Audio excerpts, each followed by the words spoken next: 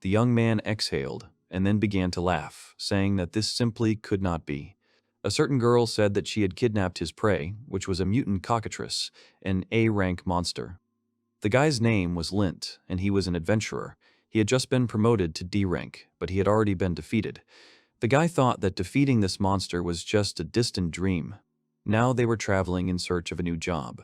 The guy walked along a country road with a backpack on his back and said that he was strong enough, since Kyuruke was always so self-confident. Kyuruke is a small furry monster that was in the pocket of Lint's chest apron. Kyuruke was his friend who was originally a slime. If it weren't for his help, Lint would have been dead long ago. The guy was absolutely sure of it, and he may not look it, but Kyuruke is a reliable partner. They stopped near the shore, from where a beautiful view of a large city opened up. Lint pointed at it with his hand and shouted that this was the city capital. And after they passed the gates of the capital, they found themselves in very busy streets. Lint smiled widely, realizing that this was his new beginning as an adventurer. There were a lot of different signs and shops on the streets. Apparently, this was one of the trading areas where the traffic of people is simply crazy. While some were selling their goods and communicating with people, offering the best price, others were delivering supplies to the merchants in the city on large horned animals harnessed to a cart. Walking further, Lint turned onto a quieter street and came across two girls who were dressed rather revealingly. One of them was standing with a pipe, blowing smoke. When they saw Lint, they started to smile. It was obvious that they belonged to different races and were not human. The girls rushed to Lint, trying to hug him. The guy waved it off and walked on, blushing red. He looked down and asked Kyuruke why he was looking at him like that. Now the guy needed to go to the guild first. Judging by the map he had in his hands, he was already there. Stopping in front of one of the buildings, Lint let out a long shout, saying that the guild building looked really cool. Lint noticed that the guild gate was very large and filled him with hope, as expected of the guild headquarters. Kyukuryu also began to flap his wings happily and rejoice. When the guy entered the guild, he immediately saw a bunch of different adventurers who filled the tavern on the first floor. They were sitting at their tables and talking loudly. At one of the tables sat two men who were the first to notice the new guest of the tavern. He of the men called Lint a bad word, and then called on his friend to turn around too. They saw that Lint had brought a monster with him. One of the men thought about it. Then he said that this could only mean one thing: the guy was a tamer. The further Lint walked forward, the more attention he began to attract. Adventurers turned around, saying that his pet monster was ugly. Someone also threw insults at the guy and told him that no one should come near him. Lint sighed sadly, thinking that he really was a tamer. That was his profession. In this world, such a profession had, perhaps, the worst reputation. One could say that the guy was on par with the janitor who was standing outside. Suddenly, someone stopped the young man. A huge man with a beard stood in front of Lint and said that tamers were not allowed in here. Then he sternly ordered the guy to leave. Lint raised his eyes and looked at the rude man. The young man said that he would not leave here because he had come to find work. Such situations, it must be noted, also happened often. The man chuckled and then pointed his finger at Lint. He said that if people like Lint were to go to the guild, their reputation would quickly begin to fall. Afterwards, the man threatened, saying that Lint had better leave before something happened. Lint did not respond to this. He simply walked on, apologizing to the man. He was taken aback, starting to get very angry. The adventurer was unhappy that his request was ignored. He raised his voice and said that Lint had asked for trouble himself, after which he swung his fist. List managed to see this, and then something happened that left many people very surprised. One of the men even spat out his drink from surprise. The huge adventurer was already lying on the floor, and on top of him was Kyukuryu, who was tormenting him. Lint calmly said that if the man wanted to start, he should be ready to answer for his words. This is what made the tamers hated and despised. They used their monsters to solve their own problems. Because of this, Lint's position was lower than the others. Lint snapped his fingers, calling his pet Kyukuryu back. The boy said that there was a lot more talk than action on the big guy's part. One of the men in the tavern raised his hand and shouted that enough of the spectacle had happened. He turned to Lint and said that the boy could stop. Lint turned around. The man with the scar over his eye said that Lint was a talented guy and the capital was always open to newcomers. Waving his hand, he said that Lint could just forget about this misunderstanding. Lint let go of his offender and went to the table to the bald adventurer. Having pushed back his chair, the guy asked for a beer. Having asked sarcastically if there was anything for the tamer, he caused a smile from his new comrade. The man raised his glass and made a toast to the future of the young tamer. Lint seconded him and said that he would drink to the health of his colleague. Afterwards, the man laughed and said that to tell the truth, there was nothing special there. At that time, Lint looked around and noticed something interesting. He saw a monster in a cage. He asked the man if it was a cockatrice by any chance. He replied that there was an adventurer of the same rank who had conquered him. There was quite a commotion. Lint asked how this monster had got here. The man noted that it was an A-rank monster. He also said that there was an adventurer of the same rank who was able to subdue cockatrice. There was quite a commotion. Lint immediately thought that it might be her. The guy raised both his hands and showed his cat ears, asking if this was what that A-rank adventurer looked like. The bald man was amazed that Lint knew this person. The man said that her name was Light Bylina and that she was quite famous in local circles. Lint talked with his colleague for a while longer, then left the guild building. Lint scratched his head, saying that the man kept telling him about Bylene. Lint had learned something from that and understood that the girl was an adventurer working alone. Lint began to remember the man's words. He had praised Bylina admiringly, saying that her movements were so fast that they were simply elusive to their eyes. That was why they called her Light. Lint thought that it would be better for him not to get involved with such high-ranking people as she. The guy understood perfectly well that he would not be able to bear such a burden. Now the guy intended to finish the quest he had taken and earn some money. After some time, Lint was already standing in front of the entrance to the sewer that the guild administrator had told him about. A draft of wind blew through him from within. Since it was very dark inside, Lint took out a torch and said that he had better finish here quickly and return. The guy started to walk forward and soon encountered his first enemy. It was either moles or opossums, which bared their teeth and rushed to attack. Lint's mission was to destroy the monsters that had gathered in the sewers. This was necessary so that larger monsters could not feast on them and settle there. Kairiki and Lint were doing great, but soon the boy realized that there was someone else in the sewers. He had a feeling that there was a high-level monster nearby. The guy thought that, as soon as he finished his quest, he would definitely check it out. He wondered if he would have time. It was simply impossible to leave something like this unattended. Lint walked further along the corridors and soon saw the monster he sensed. It was the Queen of the Wolves, who was larger than the guy. She looked at the guy angrily and prepared for battle. Lint understood that this Bronca monster was the highest among them. The guy did not understand how such a monster could end up here. Lint looked back and saw several people groaning in pain. Everyone was alive, and the young man couldn't just leave them here. Lint decided that he had to protect them together with Kuryuki. He had a magic dagger with him, Scroll. But this monster has a high level of defense, so it will be difficult to deal significant damage to him at once. However, it all boils down to the fact that a magic item must be used in such a situation. The Wolf Queen opened her mouth and rushed towards the young man. Lint shouted, pointing his hand towards the monster. He gave the order to his pet Kairyuk to attack and protect his master. The little demon obediently responded and headed into battle. While the pet took the Wolf Queen's attack head-on, distracting the monster, Lint began to move behind her, launching his best attack. Lint shouted for Kuryuk to step aside. Pointing his weapon at the monster, Lint summoned a fireball, which immediately began to fly towards the wolf. Afterwards, the guy used the speed use of items and all-round coverage. There was a big explosion, and Lint started to celebrate happily.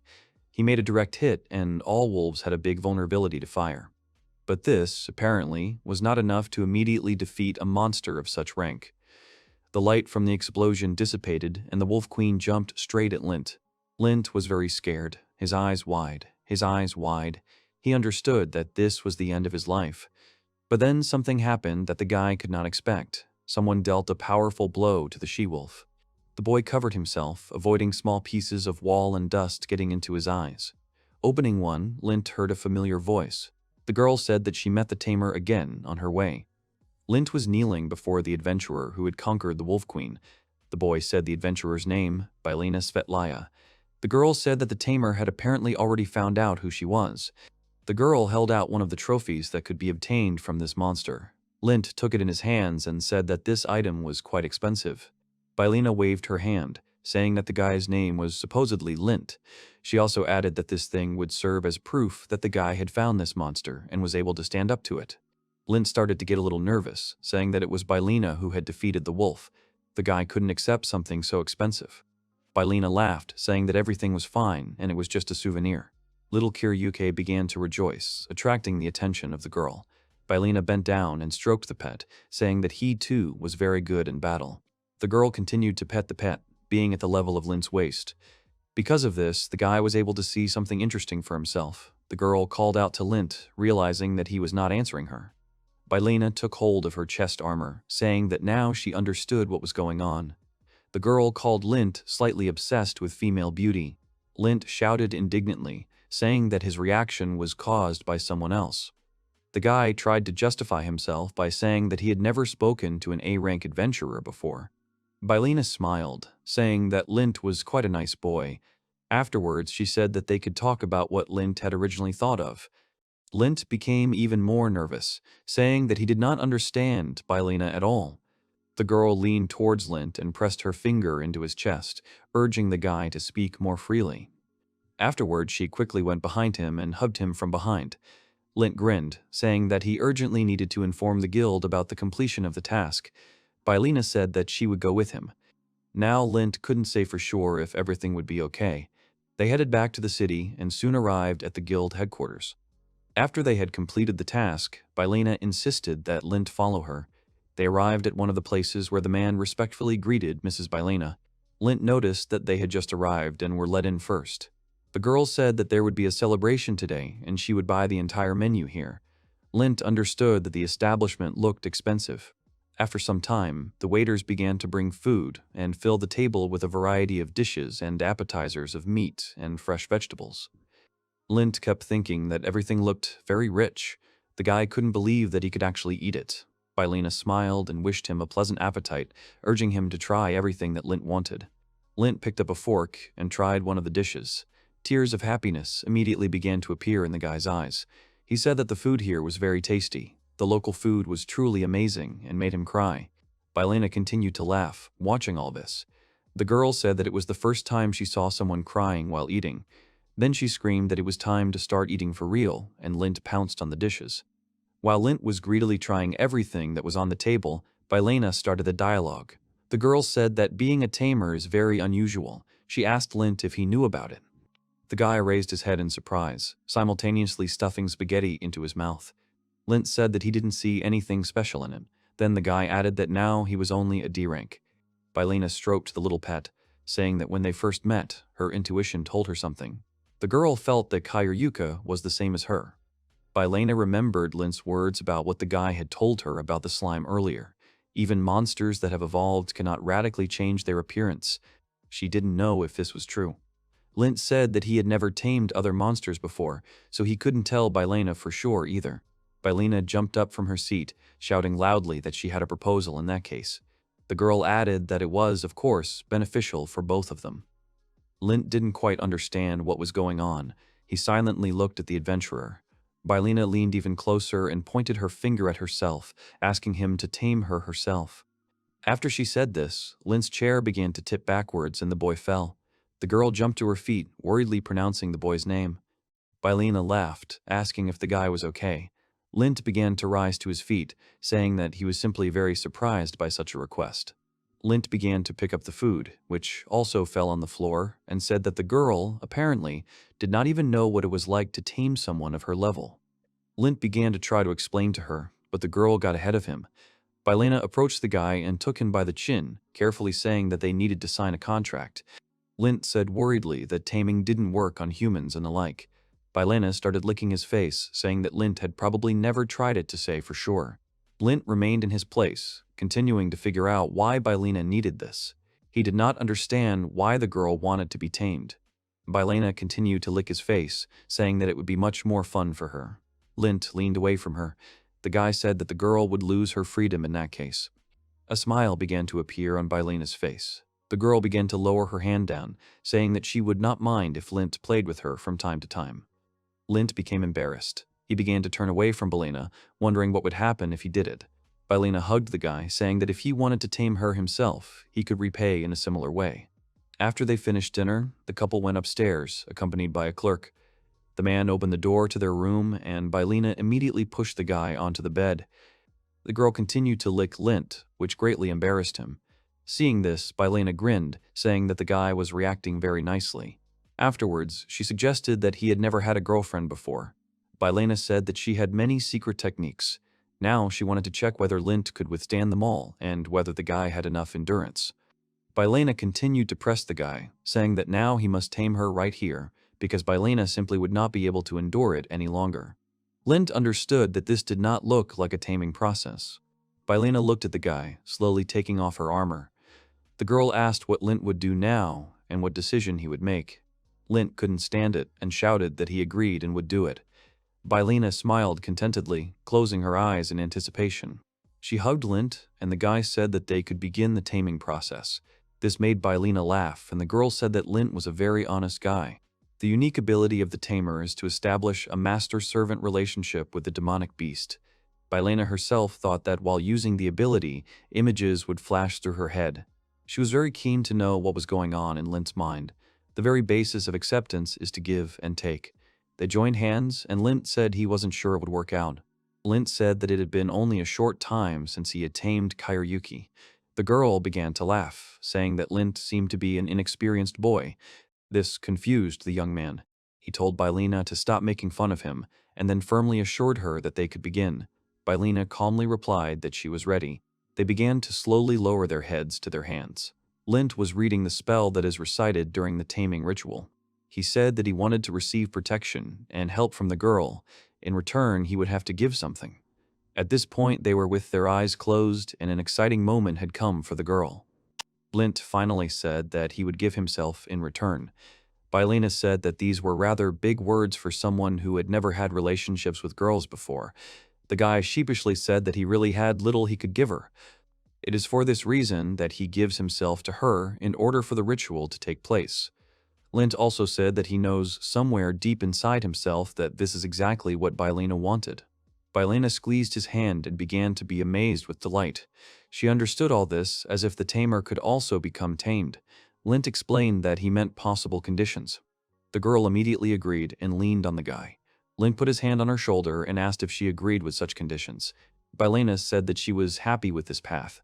Lint really didn't know what would happen next and how everything would develop. The guy said that in that case, if Bylena agreed, he would sign a contract. The girl said that she felt several times stronger. Lint looked at her and smiled, adding that he also felt her strong aura. Bylena thought that it was because of taming. Lint said that his male pride began to fall, since Bylena was much stronger than him. The girl only answered that the young man needed to train. Lint said he knows of several ways to tame a beast, but he doubts it will produce enough power. A tamer only needs trust. Bylena said that it could even work on a dragon. After all, the guy was able to tame an A-rank adventurer. She smiled and said that maybe Lint really could become a dragon tamer. Lint was surprised. He couldn't believe that such things didn't exist yet. The guy said that there were dragon knights, as far as he understood. Bylena compared dragons to domestic animals and said that they were within the power of their tamers. The girl also said that Lint is an unusual tamer because he was able to tame her. This only proves how good the guy is in this matter, if he dealt with an S-rank adventurer. Bylena added that the power she had spoken of earlier would be in full effect. Lint said that he had simply thought the girl was crazy. Bylena said that she would show him something now. She moved her hair aside, and Lint saw horns there. The girl smiled and said that the horned beast was 3 times more powerful. The next day came. The boy went to the guild of the kingdom's capital. The sun was already high in the sky, and the streets were filled with noisy crowds of people. The adventurers took turns going into several reception windows and taking tasks from the guild workers. Finally, it was Lint's turn, and he stood up at the counter. The guy's head immediately fell on the tabletop. The girl was a little scared, staring at the young man. Tired Lint, who had not been allowed to sleep all night by Bylena, extended his hand and said that he wanted to register a group of 2 people. The girl, a little embarrassed, told the guy that she recognized him. It was Lint the tamer who had registered yesterday. The worker noticed that the guy looked rather tired. Lint confirmed this. Soon, Bylena appeared from behind him, who sarcastically noted that the guy should observe a sleep schedule. Afterwards, she assured that Lint was still young, so there was nothing to worry about. When the girl saw Bylena, she was even more surprised. She immediately thanked Bylena for her work and stated that the adventurer had been nominated for promotion to S rank and handed her the supporting documents. The worker leaned a little closer and whispered to Bylena that Lint was a D rank. She doubted that it would be okay for Bylena to have such a companion. A familiar voice of a man was heard nearby. It was the same bald adventurer who had met Lint in the tavern. He exclaimed when he saw that the guy was still alive. Lint smiled at him and said that he had managed to cope with the task. The guy thanked his colleague for helping him yesterday. The man asked if Lint would really be in a group with Miss Bylena. Then he remarked that Lint was damn good. Lint smiled and said that a lot had happened recently. Bylena added that Lint really was a great guy.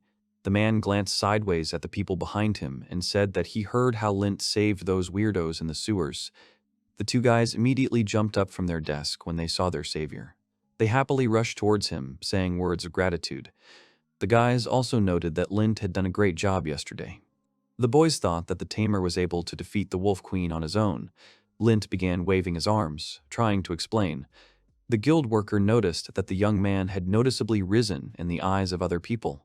They took the quest, and Lint said that now that he was paired with Bylena, they could only take C-rank quests, with their S and D ranks being combined. Bylena told Lint not to worry about it. The girl added that they would increase the group's rank to S rank. Lint asked in surprise if he could really get S rank. Bylena started laughing, saying that of course they would. The girl said that they would become stronger and as cute as Lint and his pet Kiruke. Bylena said that together they could become the best team in history, and she was completely sure of it. The girl's face really looked happy and satisfied. Suddenly, Kiryuki began to move in the pocket of his apron and make sounds. When Lint noticed him, he immediately asked what had happened. Kiryuki pointed somewhere to the side with his paw. When Lint began to raise his eyes, he saw a sword being dragged along the floor, and it was carried by the very man from the guild with whom they had had a quarrel. He walked up to Lint and started laughing, saying that he had been looking for the guy for a long time. His smile seemed completely crazy. The man shouted that Lint was just a shorty with a monster. Afterwards, he said a phrase about how the one who laughs last is the one who laughs the most. The man promised to kill Lint. Bylena looked at the guy and winked at him, after which she raised her hand up. The man threw back his sword and rushed to attack Lint. Bylena rushed to meet him. The girl screamed that the tamer shared his power with her. Focusing her gaze, Bylena struck the evil adventurer, and a flash of light formed around him. The armor and clothes immediately began to fly apart into small pieces. With each passing moment, the flash grew larger and stronger. The blow threw the adventurer far back, and he crashed his body into a nearby column, breaking it. Lint realized that the girl from his team had put too much effort into protecting herself. He shouted Bylena's name and then angrily asked what she had done. Bylena herself was in shock. She also addressed Lint by name and then turned around and said that she thought she had created a wave with her blow. Afterwards, the adventurer threw herself into Lint's arms and shouted that it was simply wonderful. She had tried many times before, but she had never succeeded. Today, she was able to do it effortlessly. Bylena was happy and could not describe how incredible she was. Then she suddenly jumped to her feet, freeing Lint. The girl bent her legs and squatted down. Lint looked at Bylena warming up and asked the girl if she wanted to go somewhere before they set out on the quest. Bylena said there was one place on the outskirts. When Lint asked where exactly it was, Bylena just smiled. The girl told the guy to just follow her. Lint thought that she wanted to hold hands. The girl started laughing, telling the tamer that he was still embarrassed by her. This was very strange, considering what had happened between them quite recently. Lint hesitantly extended his hand to her, and she took it. Bylena repeated so that the guy would believe her and just follow. Lint thought that he wanted to hold Bylena's hand and see her happy face. Bylena said that they were heading forward. After she turned, she accelerated very sharply, pulling Lint along with her. The guy did not expect such a turn and screamed. They rushed at great speed, knocking down the merchants who were walking along the city street. After them, there was only dust, and they moved so fast that they even overtook the carts. Soon there was a big explosion. Bylena suddenly began to break, after which she said that they had finally arrived. Lint thanked God that he had survived. Bylena looked ahead and said that there was a dragon's nest ahead. Lint was very surprised, at first not believing the girl. Bylena explained that here they could find cubs to tame. Bylena said that now the guy will become a dragon tamer. Lint was shocked by such a statement. The guy thought that this was increasingly similar to a search for death. Bylena looked around, looking for the strongest cub. Lint was very surprised that there were other dragons here very close. Afterwards, he thought again about the fact that he could not see, but he could hear perfectly well that the dragon's breath could be heard ahead. At this time, Bylina looked at one of the dragons, wondering if he was a good boy. Lint cried out sharply that something was happening underground. Bylina replied that it was all just in time. The dragon appeared like a moth drawn to the light. The ground cover began to crumble. Lint screamed in panic that Bylina seemed to want to laugh at him. A few moments later, a dragon appeared before them. It was terribly huge. Lint covered himself with his hand, continuing to try to see it.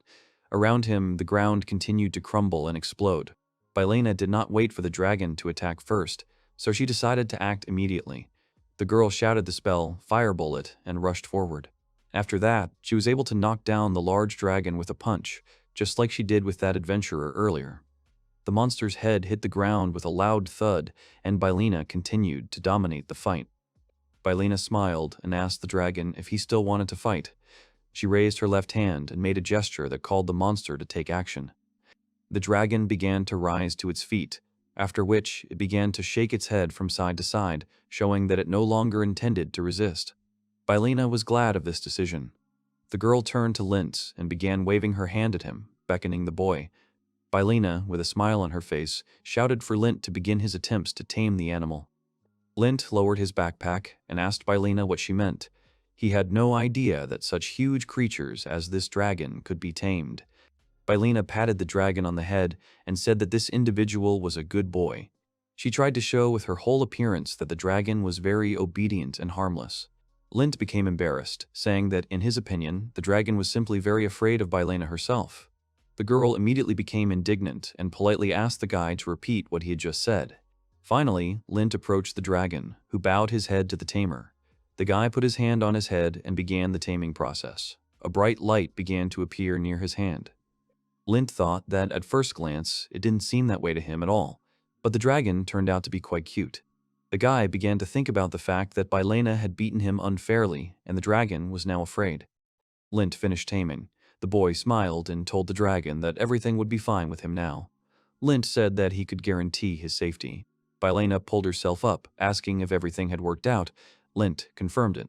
The girl said that this was what she expected from the incredible Lint, and now he is a dragon tamer. Lint said that Bylina had done the lion's share of their joint work. The guy added that it was she who had made the dragon obey. The girl smiled in response, saying that Lint was rather modest. Bylina also noted that she was also under his power, just like Kairyuk, and now the dragon.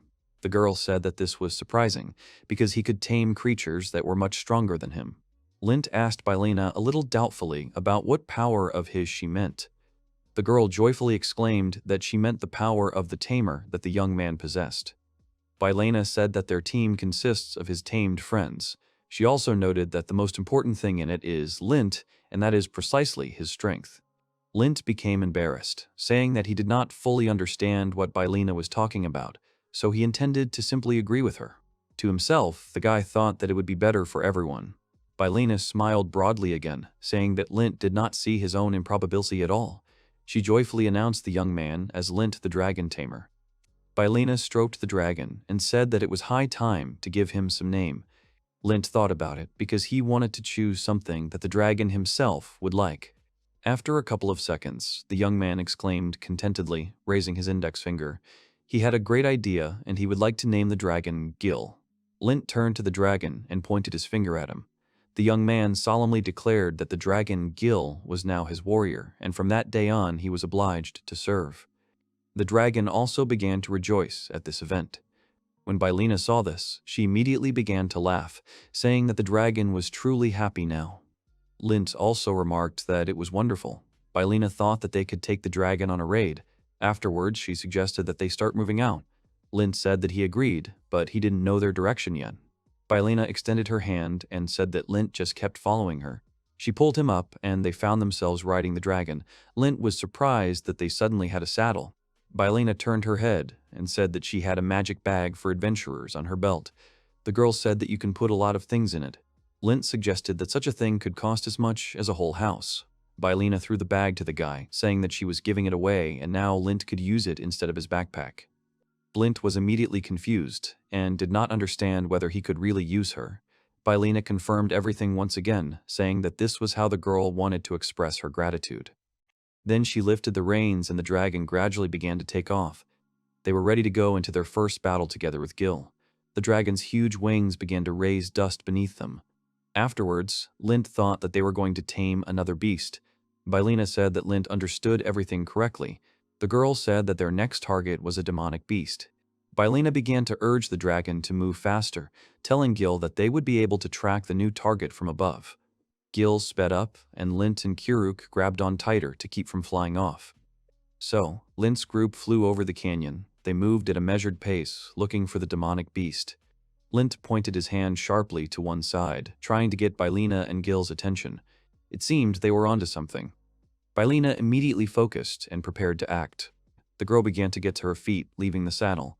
Bylina said that she had not thought to meet the monster so close. Then she jumped down from the dragon, rushing to the ground. Lint was initially afraid for the girl, but then realized that she probably knew what she was doing. The tamer turned to his dragon, which he ordered to follow the adventurer. Bylina resolutely continued to pursue her goal. The girl screamed that she would not let the beast escape from her. Lint tried to call Bylina, urging her to stop. When Bylina was only a few steps away from the monster, she jumped on it, deliberately shouting that she had caught the beast. She grabbed it with her arms and stomped it. Lint was already running to Bylina, asking her along the way if everything was okay. Bylina turned to the guy and told him to get ready for taming right away. She knew perfectly well that they had to do this as quickly as possible. When Lint was about to run up to them, the beast's body triggered a large explosion of magical energy. This flash immediately threw the guys aside. Bylina was not going to give up and immediately rose to her feet, continuing to run towards the demon. A second flash began to flicker in the distance. The beast began to attack its pursuers. Bylina was able to easily dodge the fireball that was launched at her. Lint was still kneeling. The guy was very worried about Bylina, who could get hurt. The girl just laughed, saying that the beast's attacks were not strong enough to harm her. Suddenly, the beast itself appeared before them. Bylina opened her eyes wide, finally seeing what kind of demon appeared before them. It was the firewolf, the emperor. Lint immediately shouted that the demon had a very strong aura. Bylina agreed, saying that this monster belonged to the S rank. Bylina also added that its capabilities were amazing. Lint now understood that the aura of this rank made it clear that the monster's powers were simply immeasurable and completely unknown. Bylina told Lint to begin. Bylina wanted the tamer to distract the wolf for about 3 minutes. Lint thought about it because this idea seemed crazy to him, so they were able to identify the type of monster. 3 minutes was quite a long time. All this hinted that the guy would have to fight one of the strongest monsters in this world, having such a big difference in ranks. Lint doubted whether he would be able to put up any resistance at all. Then the guy interrupted himself, saying that now was not the time to hesitate. Lint knew very well that he still had Kuryuke and Gil, who would certainly be able to help. The guy knew very well that this was his chance to ascend to S rank together with his friends. Lint asked Bylina if 1 minute would be enough for her. Bylina smiled and said that they were ready to begin. Bylina encouraged the guy, saying that time was of the essence now and she was counting on the guy. Lint, in high spirits, replied that he would not let her down. Bylina used the skill Spirit. This skill was able to accumulate magical and energy particles, complex but useful for obtaining explosive power. Now Lint understood why the girl needed so much time. Bylina couldn't fight without them now. The team needed to hold off the firewolf. Lint sent Kuryuki ahead. He then turned to Gil and shouted for the dragon to use his fire breath and set the monster on fire. The dragon obediently opened his mouth and splashed his breath at the wolf. But it was obvious that the fire would hardly be able to harm the firewolf itself because it was of the same element. The demon broke through the dragon's stream and jumped on Lint, opening his mouth. At the very last moment, Kuryuki was able to save his master by repelling the demon's attack. Kuryuki flew into the wolf, knocking down its flight path. When Lint opened his eyes and saw this, he happily praised his little demon. The young man said that it was simply incredible. It was much more than one would expect from an ordinary slime. The wolf froze in place, looking for a new moment to attack. Lint turned to Bylina, realizing that the monster was now aimed at Bylina, who continued to use her skill. The wolf rushed at her, leaving behind a fiery flash. Lint shouted the girl's name, and then his dragon. Gil rushed to protect Bylina, standing in front of her like a wall. The living shield worked perfectly. But Lint knew very well that it was hard for the dragon to hold back such an onslaught from the demon. Lint shouted again to Kiryuki to help his friend with force. Kiryuki rushed forward, but the wolf created a fiery explosion around himself, which immediately pushed all opponents aside. It was clear that the demon was starting to get angrier. Suddenly, a powerful explosion was heard. Kiryuki was already flying to the side, amazed at such a great force. Lint himself also jumped to the side, dodging the blast wave. Lint was knocked down, but continued to command his beasts. The boy pointed his hand at the dragon, urging Gil to attack with all the strength he had. The dragon opened its mouth and began to attack with a fiery breath, directing it at the demon. The wolf's body was consumed by fire. Lint slowly began to rise to his feet, realizing that Gil had managed to land a direct hit with his breath. It was truly an incredible sight, but it was far from over. The strength was already running out, and the guys gave it their all. At that moment, Bylina was already ready, and Lint saw how the girl raised the firewolf above her. Bylina smiled and apologized to Lint for making the guy wait. Lint, out of breath, shouted the girl's name, to which she only responded that it was time to tame the beast. While Bylina held the demon, Lint ran up to it and began using his taming skill. The wolf bowed down, closing its eyes. Afterwards, Lint wiped his forehead from sweat and said that they finally did it. The guy said that the wolf is calm now. It's amazing that Bylina defeated the S-rank monster in a second. Bylina smiled and said that Lint had just gone through his first battle with his warriors. She praised the boy, saying that he had tried his best. Lint said that he had been desperate all this time, so he saw no other options. He also said that Gil and Kiryuki did most of the work. Bylina noted that the boy also fought as a tamer. Lint said that the girl was right. Then he suddenly grabbed his shoulder, which began to hurt badly. The young man said that he was hit during the fight and now he feels as if his bones are broken. Bylina dug around in her pockets a bit and pulled out a small dark bottle. She said that Lint could drink it. She handed him the healing potion. Lint immediately thanked the girl, but then saw that this item was of a special class. He was very surprised by this, because such things are very expensive. Lint opened the bottle and gave some of the potion to his pet Kiryuki. Lin also praised him, saying that the slime was simply wonderful in battle and had saved his tamer's life on multiple occasions. Bylina pointed her finger at the dragon Gil and told Lint not to forget about his new friend either. Lint said that the girl was certainly right. Lint knew right away that he would name the wolf Kajero. Bylina exclaimed approvingly, saying that it was indeed a fine name. Lint explained that it suited the battle that had just taken place. Bylina leaned over to the wolf emperor and began to stroke him. The girl said that the demon, apparently, really liked his new name. Lint stroked the beast, then said that from now on he asked the demon to lend his strength to their team. The wolf happily narrowed his eyes, letting out a confirming howl. Bylina explained that this choice of demon was not at all random. She was just about to tell Lint the reason why she chose Kajero. Initially, the guy answered that the demon was very strong. Bylina confirmed this guess, adding that here we are also talking about Lint himself and his internal characteristics. Bylina said that there is something that in the world is called spirit possession. She wondered how much Lint himself knew about it and what he knew at all. It was late night and Lint's group needed to recuperate after such a productive and hard day. The dragon itself lurked in the forest while Lint and Bylina were in the capital. The guy began to open his eyes in the middle of the night, saying that they were here again. Bylina slept peacefully, making a light snore. Lint smiled, quietly saying that the girl was very tired today. But it was not surprising, because she had fought so much. Lint thought that if he could master Kajero's powers, then he would certainly be able to help her in battle. The young man began to recall yesterday's conversation. Then she asked the guy about spirit possession. Bylina also said that it would not be superfluous, because all high-ranking tamers fight exactly like that. Lint suggested that if he could master this technique, then he would be able to fight alongside Bylina herself. The girl said that this was indeed the case, but it was better not to talk about it. Bylina called Kajero to her. The wolf obediently approached, and the girl leaned towards him. Lint did not understand at that moment what Bylina wanted to do. The girl just smiled, and at that moment a stream of fiery energy from the wolf gushed towards Lint. The guy was engulfed in flames. The guy stroked the wolf, finally understanding what Bylina meant. While Lint's entire body was burning, Bylina said that the young man could try to use his new power. She suggested that he run a little forward. Lint said that he would do as Bylina asked him, The boy got ready and began to accelerate. The fire pushed him forward strongly, which the young man did not expect at all. Only the stone wall that was located ahead was able to stop the tamer.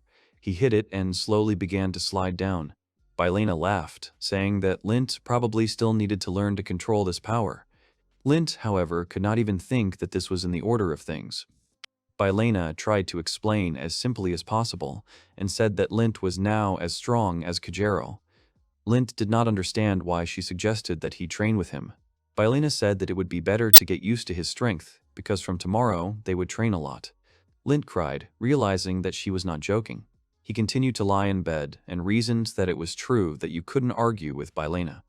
If he could control Kajero, his rank would immediately rise, and it would be possible to create the team that the girl wanted.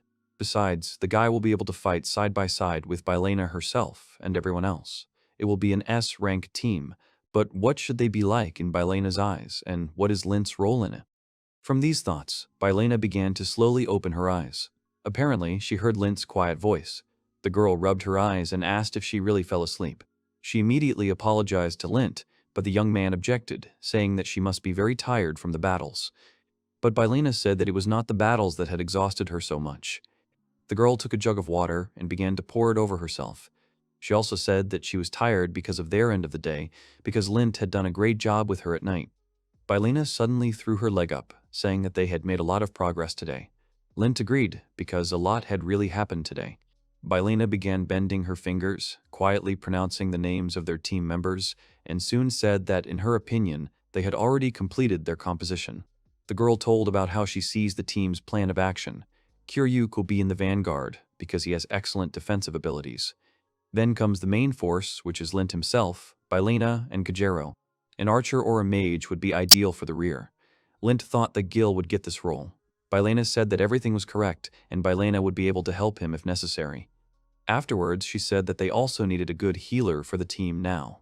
She pointed her finger at the young man, saying that Lint could also be suitable for this role. Lint thought about it, saying that almost every team has a healer. The guy didn't know for sure whether they would be able to find him or not. Bylena said that this task was quite within their capabilities. The girl explained that she already had some information on this matter. Lint was very surprised, because he had not even heard about all this before. Bylena said that the saint was due to visit the capital soon, so it was a great opportunity to recruit her into the team. Lint thought that Bylena had gone completely crazy. The girl hit the water with her hands, saying that she was serious when she said all this. Bylena intended to tell everything about their situation. Lint covered his ears and began to shout that he refused to listen any further. Bylena pressed the boy with her hands and began to ask about what had frightened him so much. Bylena urged the young man to calm down. Lint continued to resist. Lint knew very well that the one called Enlightened by the Gods was the strongest magician in the world. The Holy of Holies was the highest magical rank that could be earned. Lint had already begun to imagine his posters hanging all over the city and the townspeople looking at them. The young man said that he would become the main enemy of humanity if he allowed himself such impudence. Bylena smiled and said that it would be great. Lint urged her to think about her words before and also asked the girl not to joke like that anymore. Lint understood perfectly well that the saint was definitely not his level to tame the magician like his dog. Bylena said that the girl herself was very beautiful, and Lint thought about it. Afterwards, they went to bed, and the next day, Bylena was already walking towards the rest of the group, completely satisfied. The girl was holding several sheets of paper with the guild's instructions in her hands. She said she had picked out some great options for today's training.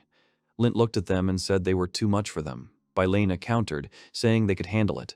Bylena also added that if they make a mistake, they can immediately run away. She also said that those who do not take risks never get the best for themselves. Besides, Bylena really thought that this would be a great workout for the guy. Lint noticed that Bylena was acting very energetic today. Bylena asked where Kajero was now. The guy answered that the wolf was in the spirit realm. Bylena smiled and said that it was a practical solution. She also added that he could come and go completely unnoticed. In this, she was very different from Gil. Lint thought that this was another reason why Bylena chose the wolf. The girl explained that if Lint could control his kind, he would become a real magician. Bylena also noted that Lint is already quite good at this, and even she is not so strong in such things. Lint read that the first quest is to destroy monsters and collect explosive herbal fruits. Bylena assured that such a task would be easy for them. They arrived at the green location, and Bylena said that most of today's quests would take place here. She said that now they are on the meadow, which will never grow back. They got off the dragon, and Bylena thanked the beast for the work done. Lint continued to familiarize himself with the quest, seeing that its difficulty was recommended only from rank B. The name seemed rather strange to the young man. Bylena laughed and said that maybe they called it badly, but she was absolutely sure that there were monsters here. Lint knew perfectly well that he had absolutely no reason not to believe Bylena. A huge beetle jumped out of the ground at them, but Bylena did not lose her vigilance. The girl didn't even turn towards the threat and fought off the attack by raising her hand. She said that most of the inhabitants here are just bugs. That's how Lint's training began. The guy stood in front of the location and immediately called Kujiro, who shared his power with the owner. Of course, they finished all the quests they took. Lint tried again and again, but he still found it difficult to cope with the power of his S-rank pet. As soon as he tried to do anything, he was immediately thrown aside. As expected, it wasn't easy at all, but Lint too managed to learn something really important while he was trying to interact with the wolf. If he uses Kujiro, it doesn't matter who it is, the Worm Master or the Dwarf Deathworm. He could kill them with his wolf's fire that covered him like a protective aura. Bylena made a remark to the guy, saying that if he continued to deal with monsters in this way, then they would not be able to collect any materials that dropped from them. After some time, Bylena decided that the guy should take a break. They settled down near a huge oak tree and made a fire. Now, it was time to have a good snack to gain strength. Lint cooked a dish in a frying pan and put it on plates. Then he handed one of them to Bylena, saying that he was able to cook food from the killed monsters. Bylena was amazed as soon as she saw the appearance of the dish. She tried a little and said that it was very tasty. The girl exclaimed that Lin was an excellent cook. She joked again that the guy could open his own restaurant in the capital. Lint explained that he learned to cook when he lived alone for a long time. Bylena said that she would not have thought that potions could be used in cooking. The girl liked raw meat and its taste most of all. Lint was a little surprised by this fact. Lint thought about it. He understood that Bylena was a beastman, so she could easily have eaten something like that. The girl called him, saying that by hunting for explosive fruits, the guy began to use Kujiro's abilities better. Explosive fruits were plant-type monsters, with humanoid faces that emerged from the ground and exploded on impact. Plus, they were delicious. Lint said it was a bit tough for him at first. When they exploded, he sent out a shield and protective images to Kujiro. They were all safe only because Kujiro had time to react. Bylena smiled and said that Lint had grown noticeably. Then she stepped on the fire and put it out. It was time for them to return home to the capital. Bylena leaned forward, asking if they had any quests left. Lint said he would check everything now and added a minute later that they had one, the most dangerous one, left. Bylena urged him to go and finish their mission. The training would soon be over. Lint had the feeling that he had been able to synchronize with Kaguru very well during this time. Now Lint too had one last thing left, and that was inventing and sending images to Kujiro. Now they could use all of this as a serious weapon. The last mission was to exterminate monsters that were hybrids of several animals, beaver-like cats with a horn on their head. They rushed to attack the guy. As soon as they approached him, Lint jumped up, dodging the attack. After the guy extended his hand towards the monsters, and Kujiro began to incinerate them. These were the last ones. Lint exhaled and said that according to his calculations, he should have already managed. The guy checked with Bylena, and the girl said that Lint had done a great job. Bylena jumped to the guy and happily said that now, Lint can finally control Kujiro's body. She saw everything and considered this spectacle simply incredible. Lint smiled back and extended his fist to the girl. He declared that he could now fight on par with her. Bylena replied that she was really looking forward to this moment. After they went to hand in their quest, they immediately attracted the attention of a crowd of people. The residents were discussing something heatedly, saying that it was incredible. In front of them were the resources obtained from the most recent quest, many fangs and carcasses of animals. The residents asked in surprise whether the adventurers managed it themselves. Bylena waved her hand, saying that it was indeed so. The girl said that she found them, and Lint destroyed them. The guy blushed, saying that he did not do it alone. Lint added that Kujiro deserves a lot of credit for this. Bylena hugged him and said that this was absolutely normal, because the guy was a tamer, which meant that he should fight like this. Now she suggested that they go and have a drink somewhere. The villagers shook Lint's hand, saying that he was very good. They also thanked him for the work he had done and for protecting the village. One of the women said that there were a lot of these rabbits in the area. Fields were destroyed and cattle were attacked. Ordinary people would definitely not cope because they would simply be crushed by the numbers. The villagers collected all the money in the village and gave it to the guild, as the adventurers probably noticed. However, it is surprising that such a strong man came to a poor village. Afterwards, they mentioned someone else, comparing him to Lint. Lint was surprised, asking if there really were any other adventurers here. The residents said that another person had come to them earlier, though he was separate from the guild. The guys thought about it. Later, they heard some kind of swearing coming from a barn nearby. The wounded man lay on bales of hay. Local church workers were helping him, asking the gentleman to be patient. The man shouted that he had come a long way for the mere pennies they were offering him. The stranger was outraged that the inhabitants did not have a single potion. He cursed the village he had decided to go to. Lint and Bylina went inside to get acquainted with the village assistant. Bylina indignantly said that this man was some kind of self-proclaimed B-rank adventurer. Lint said sarcastically that the man had apparently been bitten by baby rabbits. The adventurer stood up and urged the young man to watch his language. He also added that he belonged to a Vermont trading company. Bylina turned and asked Lint if he knew anything about this organization. The guy replied that he only knew its name. The woman from the village clarified that they usually traded various foods and then decided to ask for help against these rabbits. Lint wanted to know more about the problems of the villagers. The woman also explained that they were charged 3 times more for this service than they had agreed on. Lint said that this was all against the rules of the contract. Bylina said that if they were completely beaten, they probably wouldn't be able to help. The man yelled at Lint and Bylina to shut up. He angrily announced that he was a representative of Vermont. Therefore, if he went to the right place and conveyed a few words, the guys would be in trouble. Bylina quietly said, "Flash," changed dramatically when he found out who was standing in front of him. He first asked again and then said that the girl herself was an A-rank beastman. Bylina continued to look at him, folding her arms across her chest, and added that her rank was already S. The adventurer fell to his knees and asked him to forgive him for such insolence. Bylina looked at him haughtily and reminded the man about the potion he had spoken about earlier. The man began waving his arms to the sides, pretending that this had never happened. Afterwards, he smiled and said that as soon as he was healed, he would immediately leave his village. The representative of Vermont did not want to be forever indebted to this village. Bylina took out a small bottle of potion and began pouring it on the man's head. He apologized, but Bylina clarified that she was only selling the potion, so the man would be in their debt. His wounds were instantly healed. The villagers were very surprised that such a thing was even possible, because the man recovered right before their eyes in a matter of seconds. Lint smiled and explained that Bylina could restore anyone, even when only one ear was left.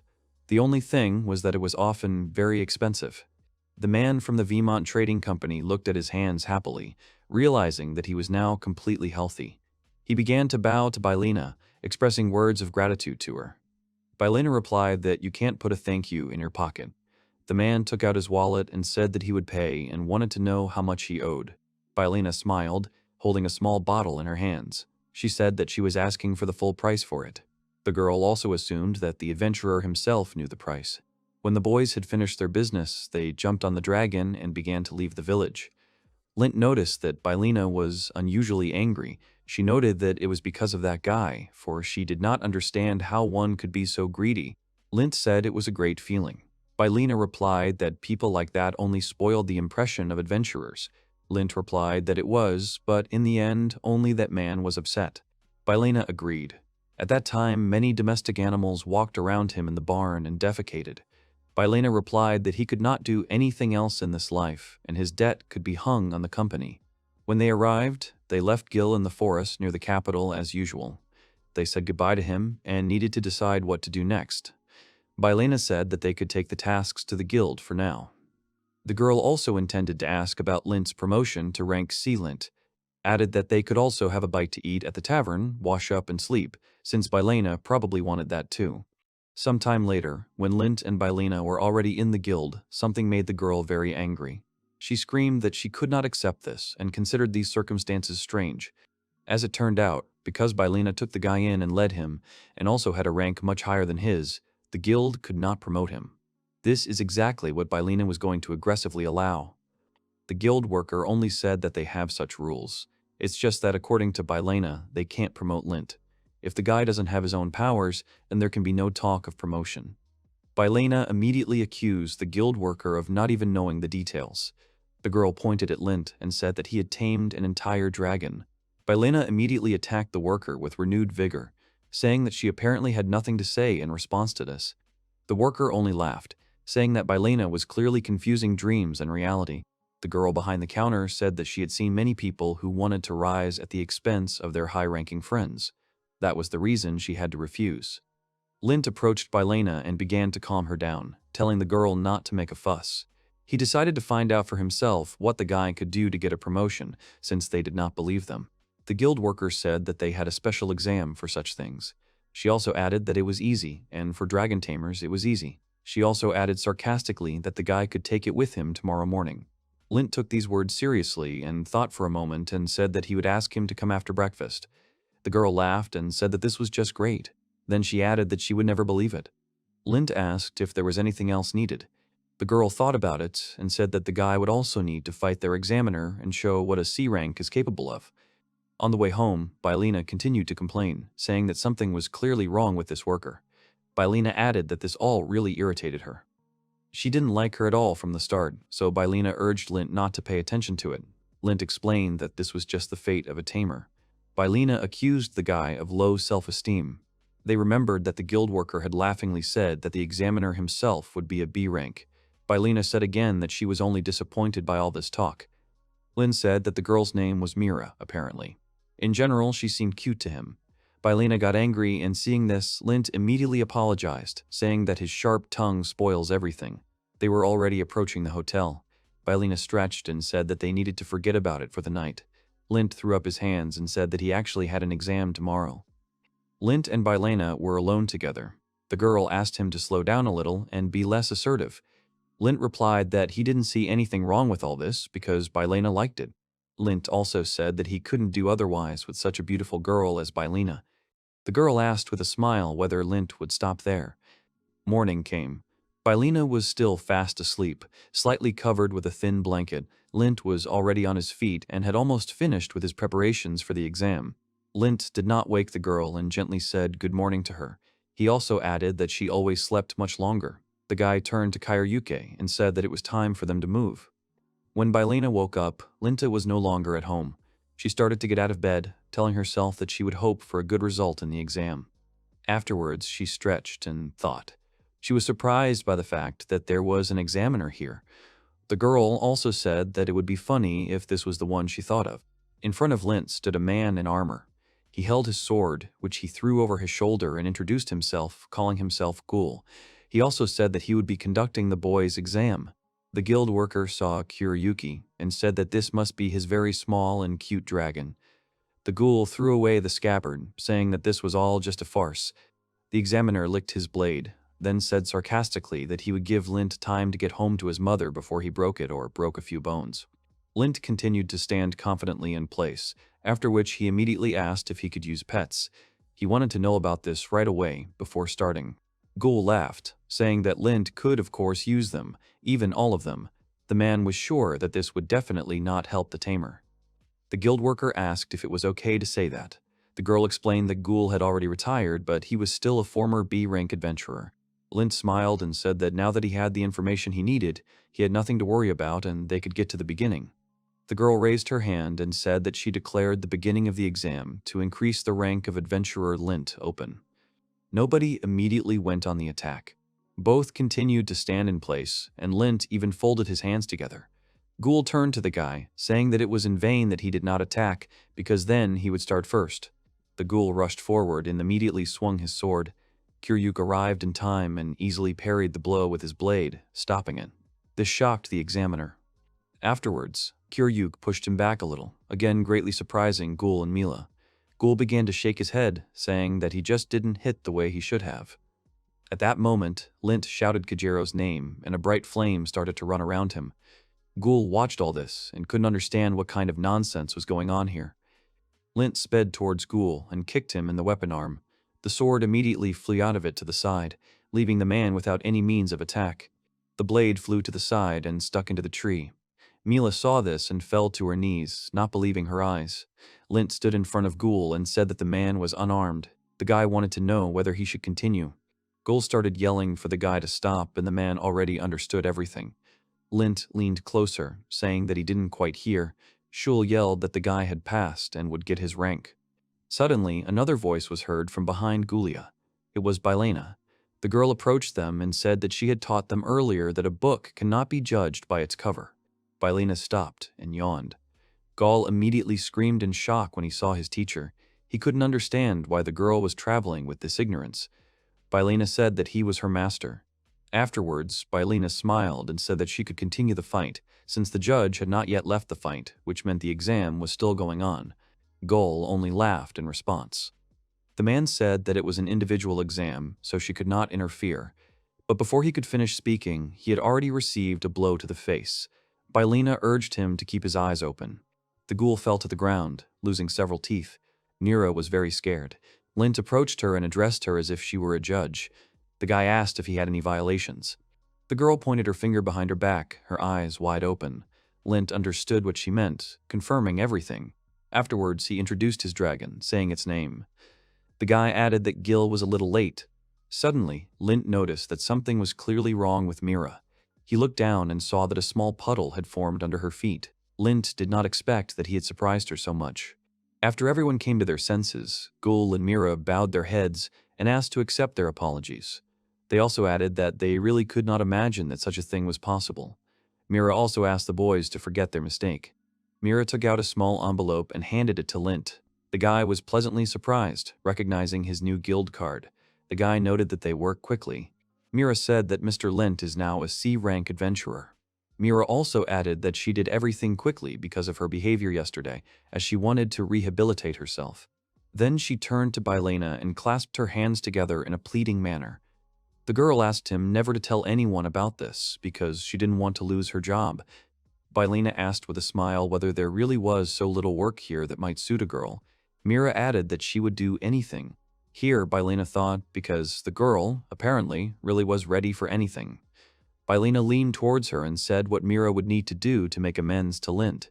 Mira blushed deeply and then walked away. Bylena turned to Gulam and said that he was next. She pointed her finger at him and told the man to undergo retraining, and a brutal one at that. Afterwards, they mounted the dragon and flew off to do their business. Lint took out the map and was glad to see it updated. He showed it to Kuryuk and noticed that the C-rank maps were already sparkling and shimmering very beautifully. With all this, Lint was now also a full-fledged adventurer, which he was very happy about. Bylena smiled and added that very soon the guy could already become a B or A rank. Afterwards, Bylena said that they were moving on. Lint thought that the girl had already managed to find a healer. Bylena confirmed everything, saying that the saint should already be waiting for them. Lint was surprised. The guy said that even if they said that they knew Bylena, she was a saint of the divine people. Bylena confirmed everything, saying that they could not meet just as friends. After Bylena said that the saint is also an S, rank adventurer, and that is the pure truth. Lint said that the girl must be very talented because she is a holy maiden and an adventurer at the same time. Bylena laughed, saying that Lint would soon see everything for himself. She also added that she was currently swamped with work and Lint would need to look after her. Afterwards, Bylena exclaimed decisively that they were now going to find the best healer in the world. They were going on a magnificent journey through the sky. Lint, however, remained slightly excited. Meanwhile, a certain person put his hand on the book. The girl was indignant that some annoying noise was bothering her outside. She rose from her chair and thought that now there was also something very important. The girl needed to clearly understand what she should do now. At the same time, the city was being besieged. One of the knights shouted for the warriors to begin breaking through the city gates. The battering ram turned the gates into splinters and the army broke through. A large-scale battle began. Amid the clanking of swords and the clangor of shields, shouts could also be heard. Someone ordered to find the priest, saying that he must be somewhere nearby. The girl in the cassock went to the window and looked down. She asked how things were going on the battlefield. She was told that Cardinal Karim seemed to be a mere underling with power. He has such enormous power that he divided it in two in the lands of the gods. It seems that he was not so simple, although he really had power. But apparently, this worries him the least. his ability to act, his ability to understand the human heart, and something else, the most important thing. The main thing was the best time to realize the opportunity. Now they could use the strongest card in their arsenal, while the Baron, the leader of the Dragon Knights, is missing. Afterwards, the girl began to turn away from the window and thought that such a decision could be a mistake. She was still interested in whether the Cardinal could really do it. The saint looked around her bohemian room. Everything one could wish for a comfortable life was here, but this place still remained disgusting. All this takes away her true freedom. She felt as if she were in a cage without windows and doors. Suddenly, an explosion thundered in the tower where the Holy Virgin was. The explosion itself was of enormous force and began to scatter splinters and stones in different directions. The people who remained below saw all this and did not understand what had happened there. They understood that the tower had simply gone and exploded. It seemed simply impossible to them. Afterwards, they all sighed when they saw the Holy Virgin. They were very worried about her and began to ask if she was okay. The girl asked the servants not to worry because she simply could not find a way out. Afterwards, the Holy Virgin loudly uttered her question, trying to find out where her father was now. She insistently demanded an answer. The two men in armor were very surprised by this. Lint and Bylina were already heading to the Holy Virgin. Lint thought they were going to the Holy Lands to meet her. Bylina said that she had wanted it that way at first, but plans had changed abruptly. Lint began to find out more about what their further plan was. Bylina said that there was simply someone she wanted to talk to before visiting there. Afterwards, Bylina said that it would take them an hour to fly to the capital. The girl said that since they had nothing to do now, Lint could tell some interesting story. The boy said that Bylina should at least give him a topic or an example. The girl said that she would be interested to know about how they met Kairyuk and how Lint became a tamer. Lint smiled, saying that these two stories were very boring and tedious. Beleza laughed and leaned against Lint, saying that it was quite normal and she wanted to hear about them anyway. Bylina said that if Lint resisted, she would make him do it herself. The girl put his hand on her chest. Lint licked his lips and said that if that's what she wanted, he would tell her. The guy started by saying that he was born in the village of Fremel, which is on the border with the Holy Land. There they had a very small guild, if you compare it to the one in the capital. The guy also said that he was an unregistered adventurer, but the girl Rumi helped him with money, always giving a little extra for the tasks he did. The guy lived in a small abandoned house and made plans. He had only one way to survive, to become an adventurer. He needed to buy the necessary equipment, but he had no money at all. As soon as he had a chance for big money, high-ranking colleagues took him away. Lint was upset by all this. The guy threw his glove aside, which he was stitching, saying that it was all in vain. Lint blamed himself for the fact that he had no normal skills at all. The guy understood perfectly well that he needed to get at least something, otherwise he would not see either money or life. Lint thought that this world was quite harsh in fact. The boy looked up where there was a hole in the roof and the stars were visible. He decided that he would go to study and decided to do it from tomorrow. The boy made himself an imitation weapon out of wood and began practicing on the bushes nearby. He trained for the next few days. He continued to make his way forward and suddenly realized that he saw some new and unknown landscape around him. The guy could not believe that he was lost and things were bad. Although in that case, Lint decided that something unknown might be waiting for him ahead. Now he was determined to go forward to meet adventures. Walking further, Lint suddenly stumbled and rolled down. When he emerged from behind the bush, the first thing the guy saw when he was able to get up was a small cave. Now Lint began to guess whether this was the only entrance to it. If the cave was simple, then yes, but what if these were some kind of dungeon ruins? The boy thought that these could also be the ruins of something else. He took out his torch and lit it, saying that now was the time to go forth to meet adventures. When Lint went inside and answered some part of the dungeon, he was surprised by its size. The guy thought that the space here is quite large. He touched one of the walls, realizing that the stones here were not real. This immediately led the guy to the idea that a human hand had definitely been here, and Lint was sure of it. When he had walked a little further, he realized that these were ruins after all. Lint was delighted, realizing that he had struck it lucky. There might be treasures waiting ahead. Lint went forward but suddenly found that the passage quickly ended. He realized that this was the end, and then wondered why they did not have enough space. There were several sheets of paper under his foot.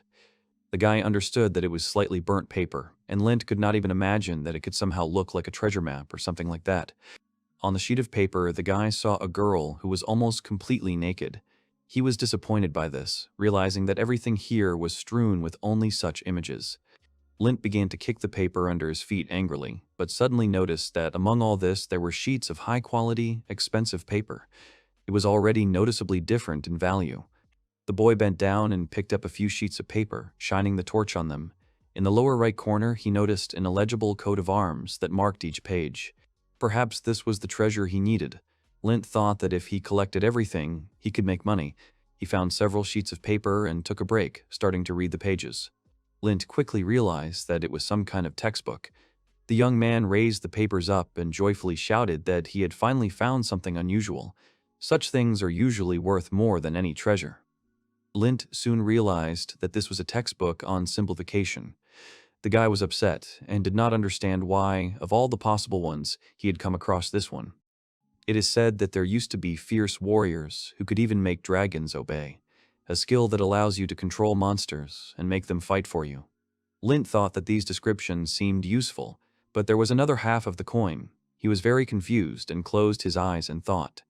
The hero thought about how it was possible to walk with these monsters everywhere, and how he would live alone among the monsters.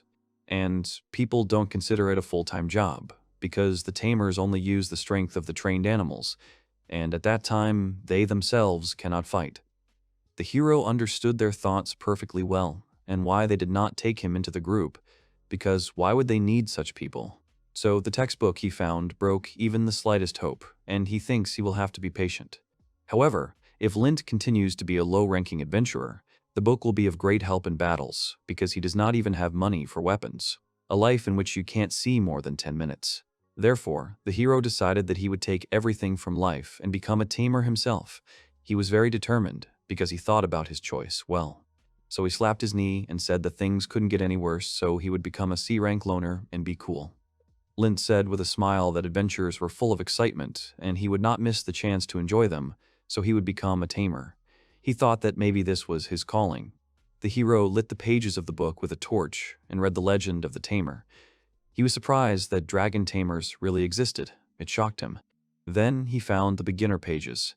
Right after that, the hero declared that this was what he needed. He guessed what was written there and then began to read the content, which began with the possible number of tamed monsters.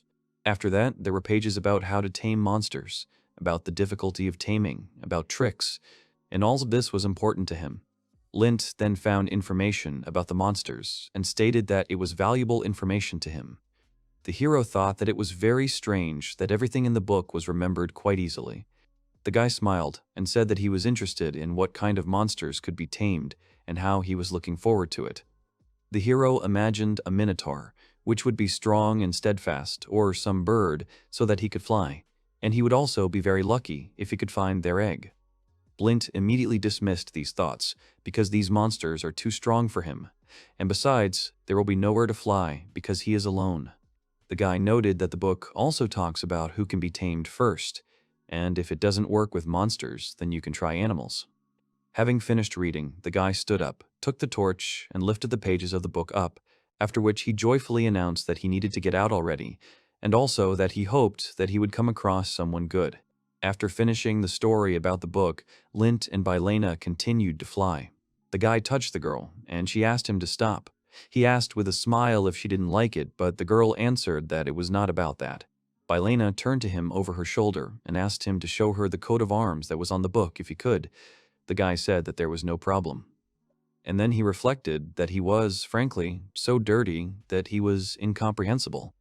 He added that, depending on how you looked at him, he could be a star.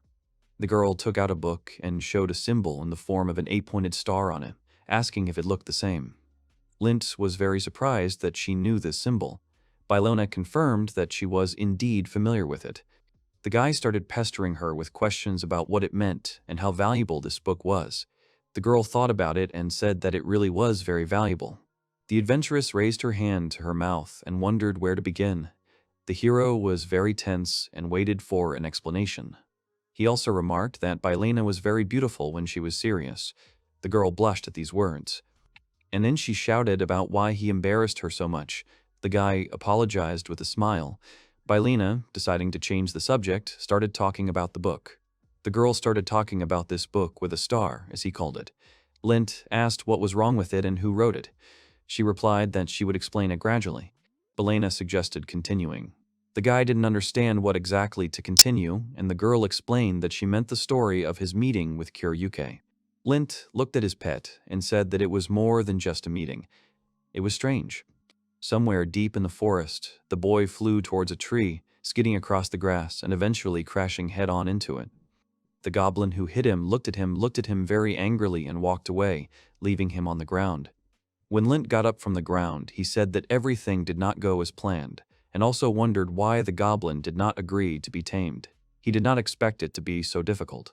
However, he understood perfectly well that he had nothing that he could give them in return for the contract, and at the same time, these were the weakest monsters. So, having resigned himself, the guy decided that he would take the slime. This would be enough for the first step, after which he began to call the slime. As he passed through the bushes, he noticed slugs on the ground behind them. Lint smiled that there were 5 of them at once, and decided to start with the largest one. However, upon closer inspection, the hero was very surprised that 2 slugs were bullying one. The slug was very scared and shaking. Lint, looking out from the bushes, thought that the 2 attackers looked the strongest. The frightened slug turned around sharply and looked at the guy. Lint was surprised and wondered why he was looking at him like that. The frightened slug looked at him pleadingly, and the guy was surprised by such a desperate look. After which he came out from behind the bushes and said that it seemed he had no choice, so he would help. Lint leaned over and said that he would save it, but in return the slug would have to be fixed. The boy would tame it, and then he wouldn't be allowed to complain. The slug began to nod understandingly. Lint could only hope that it really understood. Then he extended his hand, thinking that he didn't look like a being that could help, but this was his first step. The boy concentrated, closed his eyes, and used the taming skill. After that, he continued to hold his hand outstretched, opened his eyes, and saw that nothing had changed with the slime. The slug continued to just stand there and look at Lint. At that moment, Lint realized that he could now read the monster's thoughts, and thanks to this, he understood that he was thinking about taming it. Then the slug turned around, looked angrily ahead, and started to leave. Lint was very confused and asked where he was going. The guy shouted why he was leaving, reminding him that the monster needed his help earlier. Lint continued to shout that even he can defeat them, and it is not dangerous for him at all, so he asks the tamed monster to come back. Lint turned around and saw the slugs that had attacked earlier start to leave. He and his tamed slug watched them go, and then the slug exhaled very happily, announcing his victory. Lint squatted down next to him and said that he was too smug, and then he realized that the monster had protected him, for which he thanked him. The slug was happy to help. Lint put his hand behind his head and said that in any case, now he understood what taming meant, and also noted that, in addition to all these difficulties, there is a limit on the number of tamed monsters. So Lint said he would remove the shackles from the newly tamed slime. The monster looked at the guy strangely, and he confirmed that he would indeed remove them. Lint rose to his feet and told the slug that he now believed the slug could survive, so he said goodbye to it. The hero began to retreat back through the bushes, and the monster ran after him with high leaps. Having caught up, the slug began to jump around the hero, and he confusedly reminded him that he was already free, so he did not understand why he did not stay. The monster continued to follow him. Then the tamed slug jumped onto Lint's shoulder, completely confusing him. The boy asked him to stop. The monster sat on the hero's shoulder and showed a confident look. Lint asked if the slug was laughing at him. Then he exhaled and said that if the monster had nowhere to go, then in that case he could follow him, but he had to behave himself. The slug happily agreed, and Lint said that then he was glad to meet him. Then he began to think about giving him a name, because no matter how you look at it, he can't just be slime. The boy then shouted out a version of the name Kiryuk to him, asking if he liked it, and explaining his choice by saying that it looked like jelly. The monster began to happily jump on the guy's shoulder, and he smiled and said that he really liked it, apparently, and that meant that they decided that his name was now Kiryuk. Lint began to tell him that this is how they began to travel together, continuing their way through the forest together. Kiryuki sat on his shoulder, and the boy showed him the way. However, at some point the slug began to attract the hero's attention. He decided to look at it and asked what had happened. The monster jumped off the boy's shoulder when it realized he had noticed it and started running in some direction. Lint ran after it and shouted for it to stop. The guy asked what he was doing and reminded him that they didn't have time for that anyway. Kiryuke continued to insist on his own, calling for them to follow him. Lint was very dissatisfied with his arbitrariness. The boy continued to run after the slug leading him, and then something caught his attention, so he stopped and looked down at his feet. Lint fell to his knees in surprise and began examining the bells, realizing that they were very rare. Kiryuke happily jumped next to him. The guy picked one of the plants and said in surprise that they were used to make complex potions. He then turned to his assigned monster and asked if he had seen him collecting them. The slug nodded in agreement. The very happy hero lifted the tamed slug up in his arms and began to talk about how incredible he was, and also to idolize him. And then he began to zealously collect plants, saying that it was as if he had earned money in 3 days. After which he turned to the slug and said with a smile that today he would treat him to some delicious food. At that moment, the slug began to eat the grass and nod. The boy called out to Kiryuke and told him in confusion that these plants were very expensive. However, he agreed after that and they continued to collect grass together. Lint and Kiryuke began to return from the forest, village, guild office. The street in front of it is bustling with life. Many are selling goods, transporting them on a cart. Guild worker Rimi is upset sorting the sheets, collecting them together. She thinks about how Lint hasn't been in the guild for a few days. Then she gathers the papers into a folder and starts wondering if he's okay. And at that moment, the conversations of people in the guild caught her attention. They were asking about what kind of baby it was and whether it was dead. The Rimi guild workers turned around and saw 2 men touching Lint with smiles on their faces, who had come back from a walk in the forest. The girl immediately ran, pushing aside the other men on the way, and grabbed the guy by the cheeks with her hands, greatly embarrassing him. Lint looked at Rimi, confused. The girl began to carefully examine the guy for various wounds. And then she exhaled and said that she was very glad that he was alive, immediately asking where he had been. She was angry with him because she was very worried. Lint greeted the girl and apologized. And then, with a smile, he took the bag off his shoulders, opened it, and said that he had found a good place and collected a little bit there. The guy gave Rimi a bag of grass. The girl couldn't believe her eyes, being very surprised by such a number of bells. After which she said that she would conduct an assessment. But before that, her attention was drawn to the mucus that was on the guy's shoulder. She looked at it carefully and asked what kind of slime it was. The guy absent-mindedly replied that he was now a tamer. The girl smiled brightly and asked again if he really was a tamer. And then she started shouting that Lint had become a tamer. She started talking about how incredible it was and how he was able to obtain an unusual skill. The guy asked Rimi not to speak too loudly because it was a simple taming. However, the men who had teased him recently heard Rimi's words and asked him again what had happened to him and whether he really was a tamer. Another said that this was a good reason to tease him even more. Appy Rimi began to ask with a smile if it was possible to touch the animal tamed by Lint, and also asked what his name was. The guy agreed and answered that his name was Kiryuke. The girl began to stroke the slime, which she clearly liked. She talked about how good, cute, and soft he was. However, at that moment, someone called out to the boy, calling him Mr. Tamer. These words made Lint flinch. The men walked around the guy from 3 sides. One of them started asking if this tamed monster could even walk on its own. Another said that this was a monster worthy of a guy with mediocre skills. The third laughed, standing nearby. One of the men slapped Lint across the face and said that they were waiting for him outside. The guy closed his eyes from this weak blow.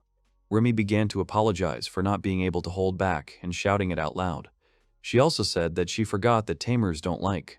The guy, holding his face, said that everything was fine and he was sure that it would be like that.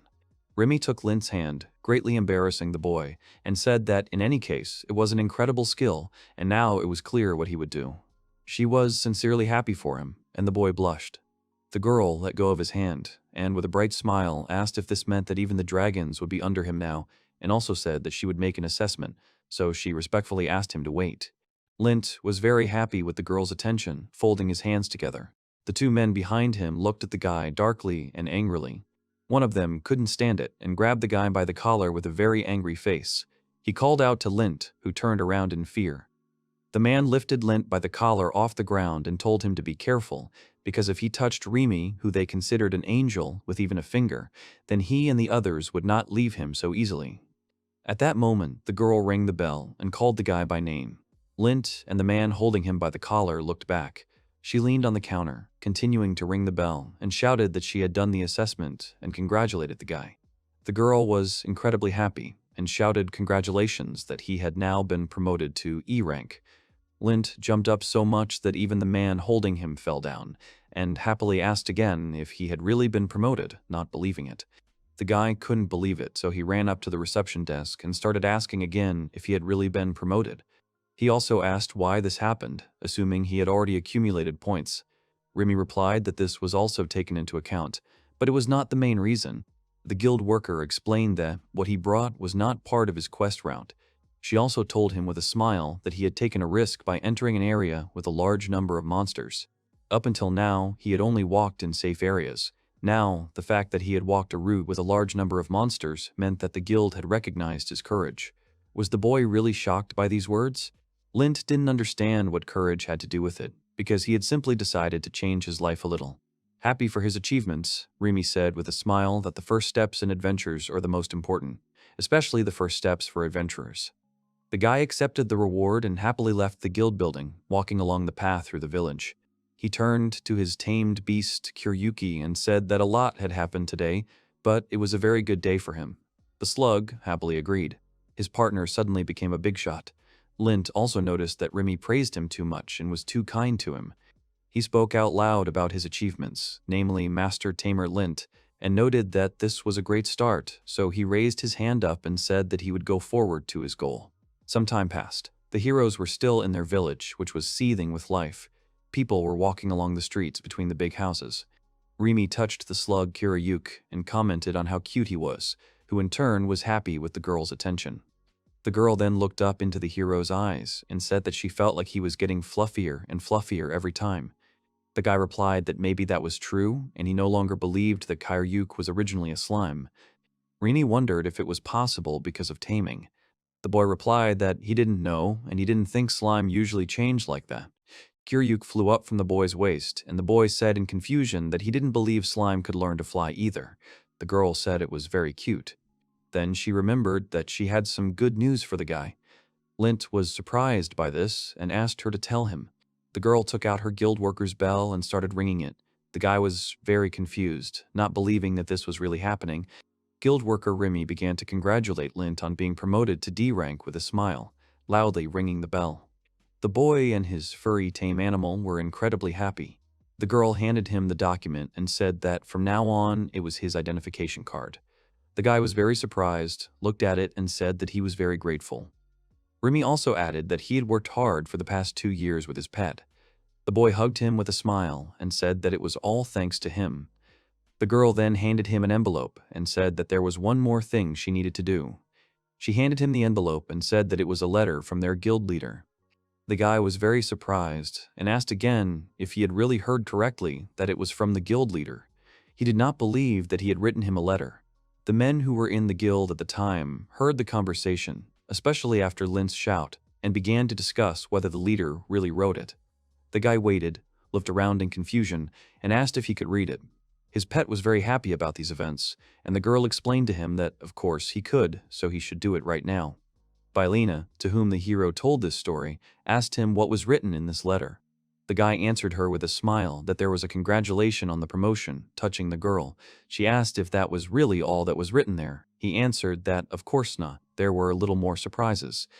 He told his companion that the head of the guild of their small town was also a tamer, and also that he sent him to the capital. The girl at that moment was very embarrassed by Lint's touches.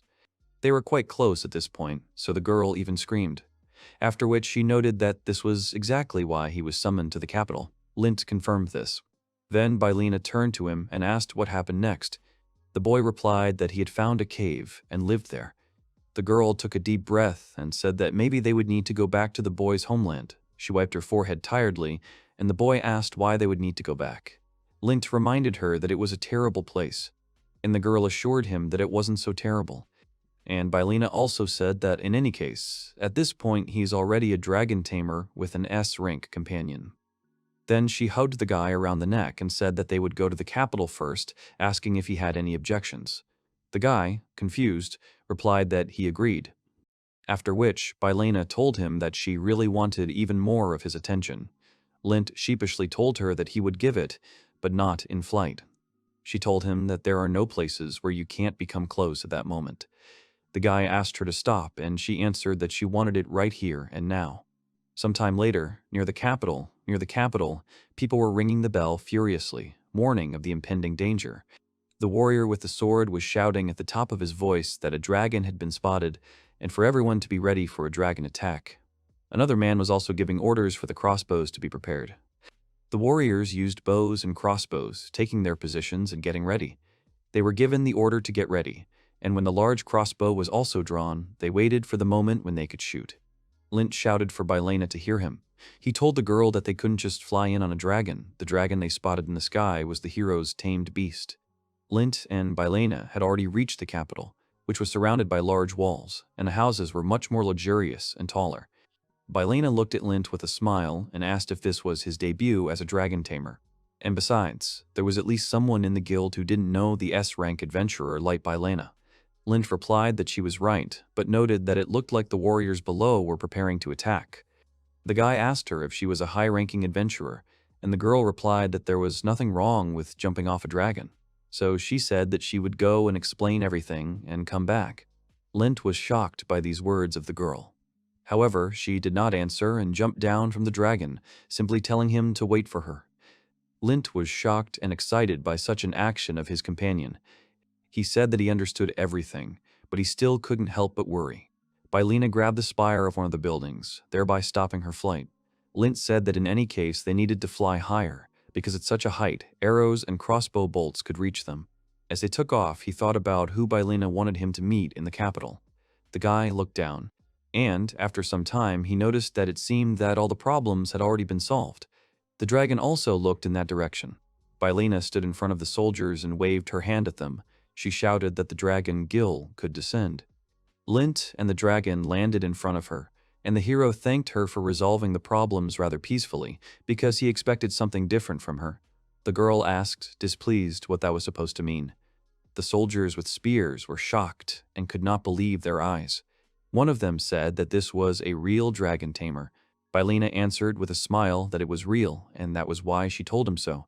Lint climbed down from the back of the dragon Gil and noticed Bylena and the soldiers looking away in concern. They were all surprised and looked at someone approaching. Lint approached Bylena and also looked in that direction. The one everyone was looking at was a man with a hood and a staff. He said he was flattered that Lint had succeeded. The boy was confused and asked Bylena who she wanted to introduce him to. The girl stood there relaxed and smiling, then turned to the boy and asked him to show her Kajero. Lint was surprised, asked again, and then agreed. He concentrated and called out to Kajero, who answered him, after which the flames of the beast flared up around the hero, and he asked if everything was okay. The hooded man was shocked and said that this was spirit possession and that the summoned one was a high-ranking firewolf. Bylena smiled contentedly at this reaction and noted that Lint was so capable. Then she suggested that they put away their shells. The hooded man smiled and replied that it was his mistake, then introduced himself as Valento, the head of the capital's guild. Lint looked at the man with a smile, then asked again and was very surprised when he realized it. The hero asked in confusion if he really was the boss, and Valento turned around and, laughing, replied that further conversation was not for the street, so he suggested that Lint go for a walk. After a while, they entered the building. Lint and Kyurike were looking around, while Valento and Bylena walked ahead and discussed something. Lint then called out to Bylena, who became embarrassed and asked him what he wanted. The guy replied that it was not what she thought. And then he started asking why she had brought him to him, and whether it was too much. He was confused. The girl replied that although Valento was the head of the capital's guild, he had previously been an adventurer like her, so he shouldn't be afraid. Lint replied that he didn't understand, and therefore asked her not to speak so casually. Bylena pointed out that both she and the Sacred Maiden were S-rank adventurers. The boy said that was true, but he was still confused. Valento opened the doors and said that the heroes could settle in, and also that if they needed anything, they could say so and it would be brought to them. Joyful Bylena jumped onto the sofa and said that she would sit there. Lint also sat down on the chair and said that he didn't think that the room he had assigned would be different from the rest of the guild. Valento explained that many different meetings were held in this room, so secrets were kept very well there. Bilena said that the room was also called Valento, after the head of the capital guild. The man called out to the girl and said that he was a loving husband and asked her not to forget about it. The girl, laughing sarcastically, asked about the ladies who sometimes come here, and then immediately clarified to Linta that she had not been here yet.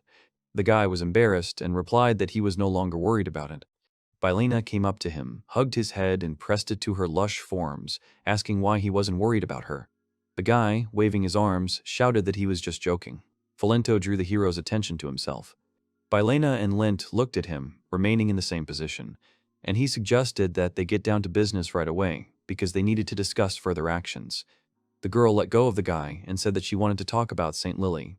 Valento was surprised by her words. Bilena took a confident stance and made a statement that she had to save Lily. Lint, trying to come to his senses, asked how she wanted to help and how much Bilena knew about the saint. The man grabbed his beard and thought about it. Bilena told Lint that she really wanted to help, and then turned to the guild leader and said that her heart was breaking. Lint was surprised and asked what it meant. Bilena and Valento looked at the guy strangely, and he explained that he meant what it meant to be torn apart. He spread his arms out to the sides and asked if the plan wasn't to just invite her into the group. Bilena said that Lily, as she calls her, or full name Lilia, and herself, are both students of Master Valento. Lint was very surprised and noted that this meant that his companion had studied here, and then he asked why she was helping him then, since saints occupy a rather high position in the divine realm. Guildmaster Valento said that he would explain the current state of the divine realm to him because Bilena had trouble understanding it. They approached the table and Valento unfolded the map. He pointed his staff to the center and said that it was a map of a kingdom. Lint was surprised to notice that it was small. The man said that it was one of the smallest states and also the northernmost. The guild leader asked him what he was thinking. Lint replied that it looked like the people around him were attacking the country quite often, and guessing, he asked if it was because of divine protection. Bilena calmly asked him again about the kingdom of God, and answered that it was the land of wizards. Lint cried out that it couldn't be, and that it was incredible, and the girl threw up her hands and said that there were rumors that only wizards could be born there. And then she pointed out that it was true, because children who couldn't use magic were killed. Lint shouted that it was depressing, folding his arms in horror. After which he realized that for this reason no one attacks them, because you need to be extremely careful. Valento said that recently in this country of the gods there was a coup d'etat. The guy was very surprised by the coup. The guild leader said he was curious if Lint had heard of the despotic rule of Pope Zarathustra. The boy replied that his hometown of Fromel was on the border, so he knew a little. He said that they claim that in all corners of the country a certain religion prevails, worshipping the Pope, who is considered the representative of God, and people living there cannot freely leave the country. Lint also noted that he too can rely on God when things go badly, but constantly asking him is very difficult, and he explained that this is the suffocation of the people. Guildmaster Valento thoughtfully said the word suffocation and said that many felt the same way. Lint asked about the man planning a coup.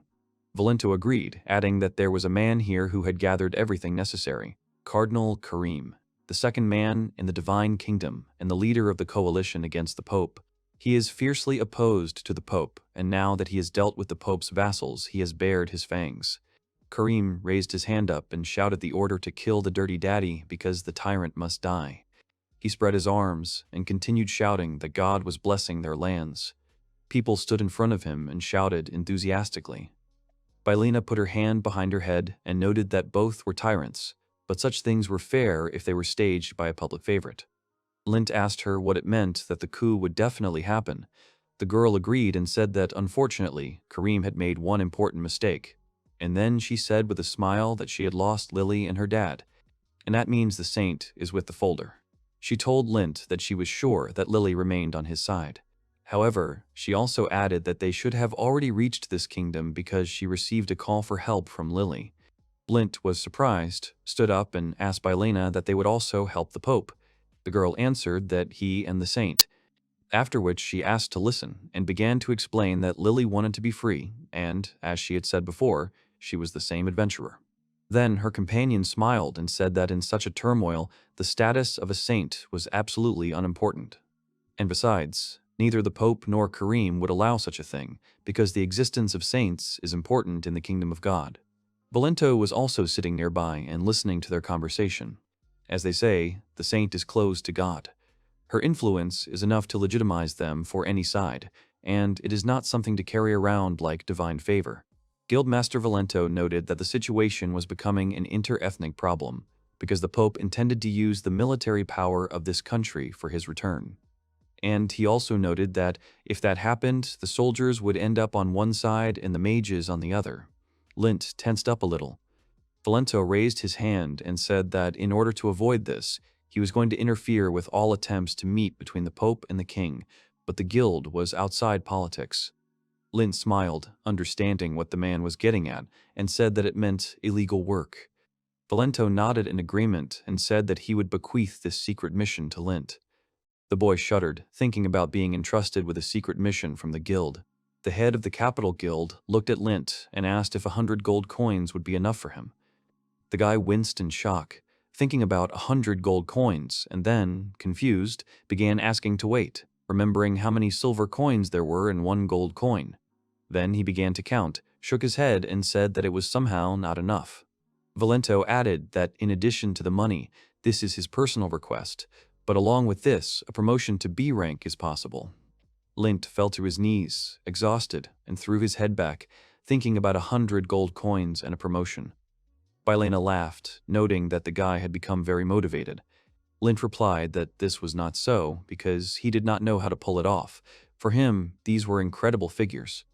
His companion pulled him by the hand and said with a smile that she was motivated, so she suggested that he take action and see Lily as soon as possible. Then she turned to the guild leader and said, addressing him as a master, that she would quickly handle this together with Lint. Valento answered his student that this work is not so simple, looking her seriously in the eyes. The girl stopped and asked the reason, because she would just kill Dad and there would be no problems. Valento extended his finger and said that this puzzle should have already been completed. The girl suddenly realized something, and then said the words about the commander of the Dragon Kingdom, Baron. Lint looked at the girl strangely, asking her who it was. Bylena replied that it was the dragon hunter Baron, the greatest obstacle in their adventure. Some time has passed. Night. A house among tall trees, on the branches of which sit unknown monsters. There are unconscious bodies of soldiers on the ground near this house. Kiryuk cried out happily, and Lint raised his hand to him and asked him not to make a sound. He was peeking out from behind a bush and explaining that they could be heard. According to the information he had to stick to the plan. Bylena told him and Kiryuk to wait at this place and that they would soon see the saint. Then a whistle sounded, and Lint immediately realized that it was a signal. After which he ran out and ran along the path, after which he met Bylena. She stood there out of breath and was glad to see the hero. The girl said that she couldn't wait any longer. Lint hugged the girl and asked what happened and if she was okay. The girl approached him and hurried the guy. She reminded him with a wide smile that he loved her cat ears, remembering how he touched them with his lips. The guy blushed deeply. Bylena grabbed his hand and started running, pulling him along with her and saying that she couldn't hold herself back any longer, so they needed to go to Lily faster. The guy closed his eyes and asked the girl if she really wanted to do this by breaking into the saint's house. Bylena ran with him up the steps into the house, telling him that she wouldn't swear, so he shouldn't worry. As they ran past, Lint noticed more and more unconscious bodies of soldiers lying on the ground, and Bylena just screamed that she wanted to go to bed as quickly as possible. At that moment, the girl from the bathhouse heard a noise outside, turned around and wondered what was going on there. She realized that it was already late, so she thought that Cardinal Karim had already arrived, so she began to go out. However, Lint and Bylena appeared at the door and broke the door down. The girl addressed her as Lily. Shocked, Lily turned to the hero's companion by name in surprise and could not believe that she was here. The fabric fell down, causing Lily to scream, and Bylena to smile as she met her friend. St. Lily shouted to Bylena that she had come very suddenly. The girl sat down and picked up her cloth, blushing deeply, after which she asked who the guy next to her was. Lint closed his eyes a little and said hello. Bylena happily pointed at Lint with a smile and introduced him. Lily politely asked her to stop, because she hadn't seen Bylina for so long, and she was acting like this. Lint still couldn't come to his senses. Saint Lily was embarrassed, pointed her finger at him and shouted at him to stop staring, or he would be held accountable for his actions to the fullest extent. The hero turned away, and Bylina laughed. Then Bylina put her finger to her face and said that, as Lint's wife, she could tell that the guy knew how to be responsible. Saint Lily was very surprised, asking what she meant. Lily clarified that these were just words, because when she said it, she did not mean anything like that. Bylina approached the girl and began to whisper in her friend's ear, causing her face to change. Then the girl tensed up, and they looked at the guy strangely, approaching each other. He didn't understand what was happening. Saint Lily thought about it, and although she felt very awkward, she said that if there was no other choice, then she agreed. After a while, Lily said that she was inexperienced, so she politely asked Lint not to be strict with her. The guy put his hand behind his head, became embarrassed, and asked if she was sure, and then looked at the girl. Saint Lily placed her hands on her ample form and nodded, saying that she wanted to be as strong as Bylina. She looked at the hero with a pleading look. Bylina laughed at this and said that she had just whispered to her that she had been tamed by Lint, so she couldn't help herself. Bylina put her hand on Lint's shoulder and asked him about how he didn't want to miss such a chance. The guy still hesitantly agreed while Lily listened and waited. Then Lint realized that he might never see such a Kirby figure again. So he reached out, finally realizing that this was the chance of a lifetime. St. Lily closed her eyes and turned away, beginning to make sounds. Lint touched her with his hands very carefully and diligently, becoming more and more daring with each passing second. The saint was enjoying herself a lot while working with Lint. Her face was completely covered in a blush. Lint was squeezing the saint's lush forms, which caused pleasure for the latter. She thought it was incredible. Lint continued to squeeze the saint's lush forms with interest and agility. The saint received incredible pleasure from this. She understood that these were incredible sensations for her. Lint continued to touch the saint's body with his hands. Now his mouth joined Lint's hands. He knew he couldn't stop now. The confused girl continued to feel pleasure from Lint's actions. She wanted him to continue touching her body and push her even harder. The saint screamed with pleasure. She realized that she had reached her limit from the guy she was seeing for the first time. Lint continued to work on her forms. Lint and the saint made eye contact. They looked into each other's eyes with blushes on their faces. The saint asked the master tamer to tame her. Lint was surprised that she called him master. Lint asked the saint if she was sure that Lint would tame her. She answered positively and added that he would become her master after taming.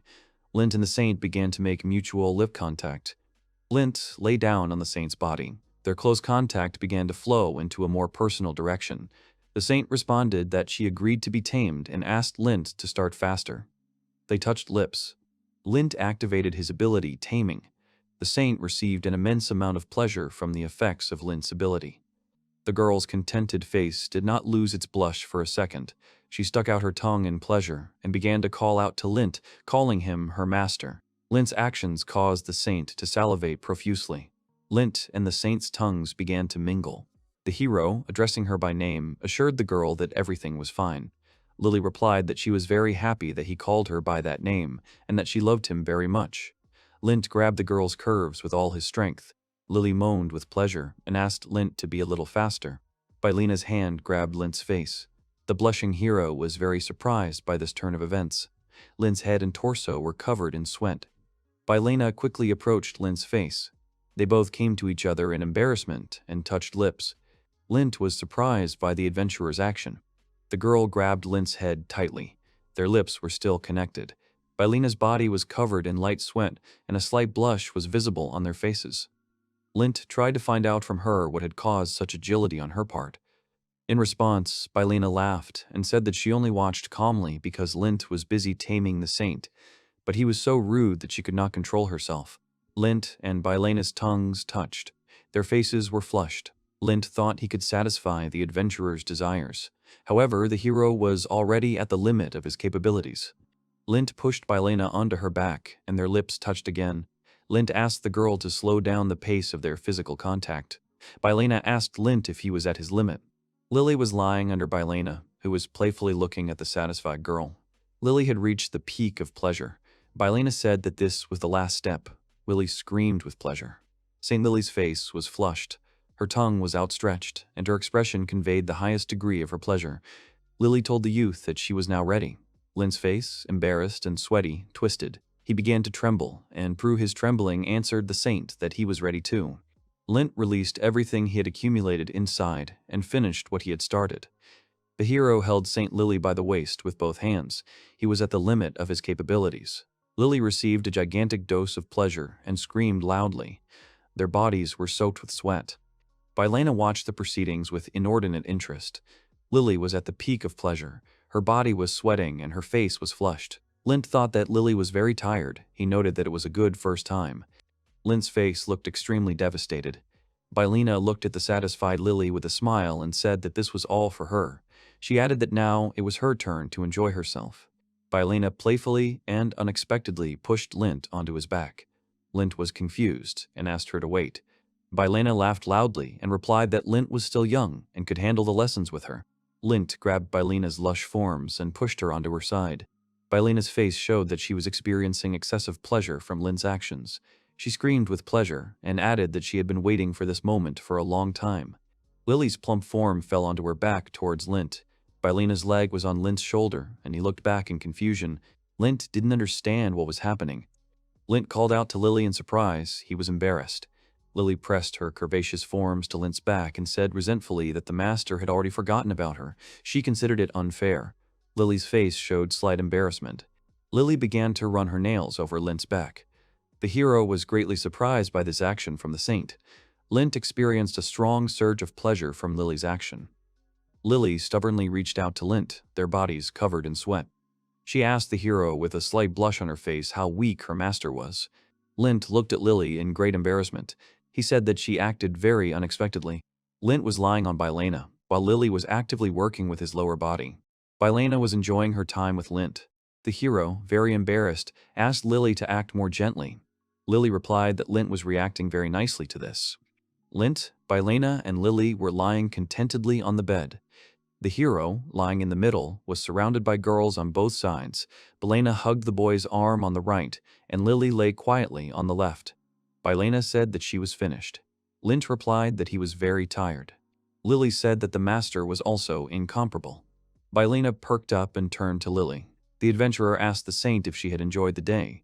Lily happily replied that she had enjoyed everything and already wanted to repeat it. Lint listened to the girls with embarrassment and said that his lower body was still itching. The saint leaned on the hero's shoulder and added that she would wait for Lint to recover. A satisfied Lint replied that he fully supported Lily's opinion. Bylena looked at Lily coquettishly and asked her what she thought. The saint did not understand the adventurer's question at first, but then answered that she was ready. Lint listened to the words of his companions and did not understand what they were talking about. The saint looked at Lint and Bylena and said with a smile that she had something to show them. Lint and the adventurer looked at Lily expectantly. Lily was ready to carry out her plan. Lily crossed her arms together and white feathers flew around the room. Beautiful angel feathers began to elegantly spread around the room. Lily's body began to glow. Angel wings formed on the saint's back. She soared into the air and glanced at the boys. Lily's wings spread out, and she froze in midair. Lint looked at Lily's levitation in surprise. He told her it was incredible and compared her to a goddess who seemed to have descended from the sky. Bylena watched Lily with interest. Bylena leaned on Lint's shoulder and coquettishly said that it was natural because, thanks to Lint, even Kiruki became more than just a slime. Lint, embarrassed, doubted the adventurer's words. Bylena turned to Lily with a smile and said that she had started doing this even before she became an angel. Lily proudly pressed her hand to herself and confirmed Bylena's words, saying that she had been doing this even before the cursed duties of a saint. Lily said that anyone who could do the same as her had a level 5 magic skill. She was going to demonstrate everything in practice and pointed her hand to the side. A butterfly was flying near the lamplight. Lily turned to Bylena. The adventurer quickly rushed to the moth and crushed it. Lint looked at what the girls were doing in surprise. Bylena opened her hand. A crushed butterfly lay on it. Lint clarified that it could not be resurrected. Bylena happily extended her hand with the moth towards Lily. Lily looked at the moth, no less pleased. Lint looked at what they were doing in confusion. Lily pointed her hand at the dead butterfly and cast a healing spell. The insect began to glow. Immediately after Lily cast the spell, the butterfly quickly flew up. Lint was very surprised by this turn of events. He shouted that the butterfly had come back to life. Lily was pleased and boasted that normal healing magic was no match for her. She added that this was angel level, which meant she could do the impossible. The saint looked at Lint coquettishly and told him that she could resurrect him when he ran unconscious to his death. Her words scared the hell out of Lint. Lint was about to say something important with a serious face. He asked in a drawn-out voice what they were going to do. He said that he had finally met Lily and noticed that the saint's disappearance would cause a great stir. The three of them were lying on the bed. The girls were looking at Lint attentively. The hero was looking at the ceiling carefree. Lily agreed with Lint's words and added that they needed her and that she had come here with her dad. Lint looked at Lily and asked her if he understood correctly that she wanted to stop being a saint. The saint replied that the hero's suspicions were correct and that it was all just a decoration. Bylena said that the easiest thing to do would be to simply say that the saint had died. Lint pointed out that she would lose her high rank if she did so. Lily said hopelessly that there was truth in Lint's words. Bylena said that the system is inconvenient and only causes headaches. Lily added that after all she would start from F rank. The adventurer replied that if she had time, then we'll be able to rise to S+ rank. They discussed with displeasure. Lint watched their conversation with confusion. Lint angrily asked if it was possible to leave this rank. Lint smilingly suggested that they grab Dad and hand him over to Kareem, thereby freeing Lily.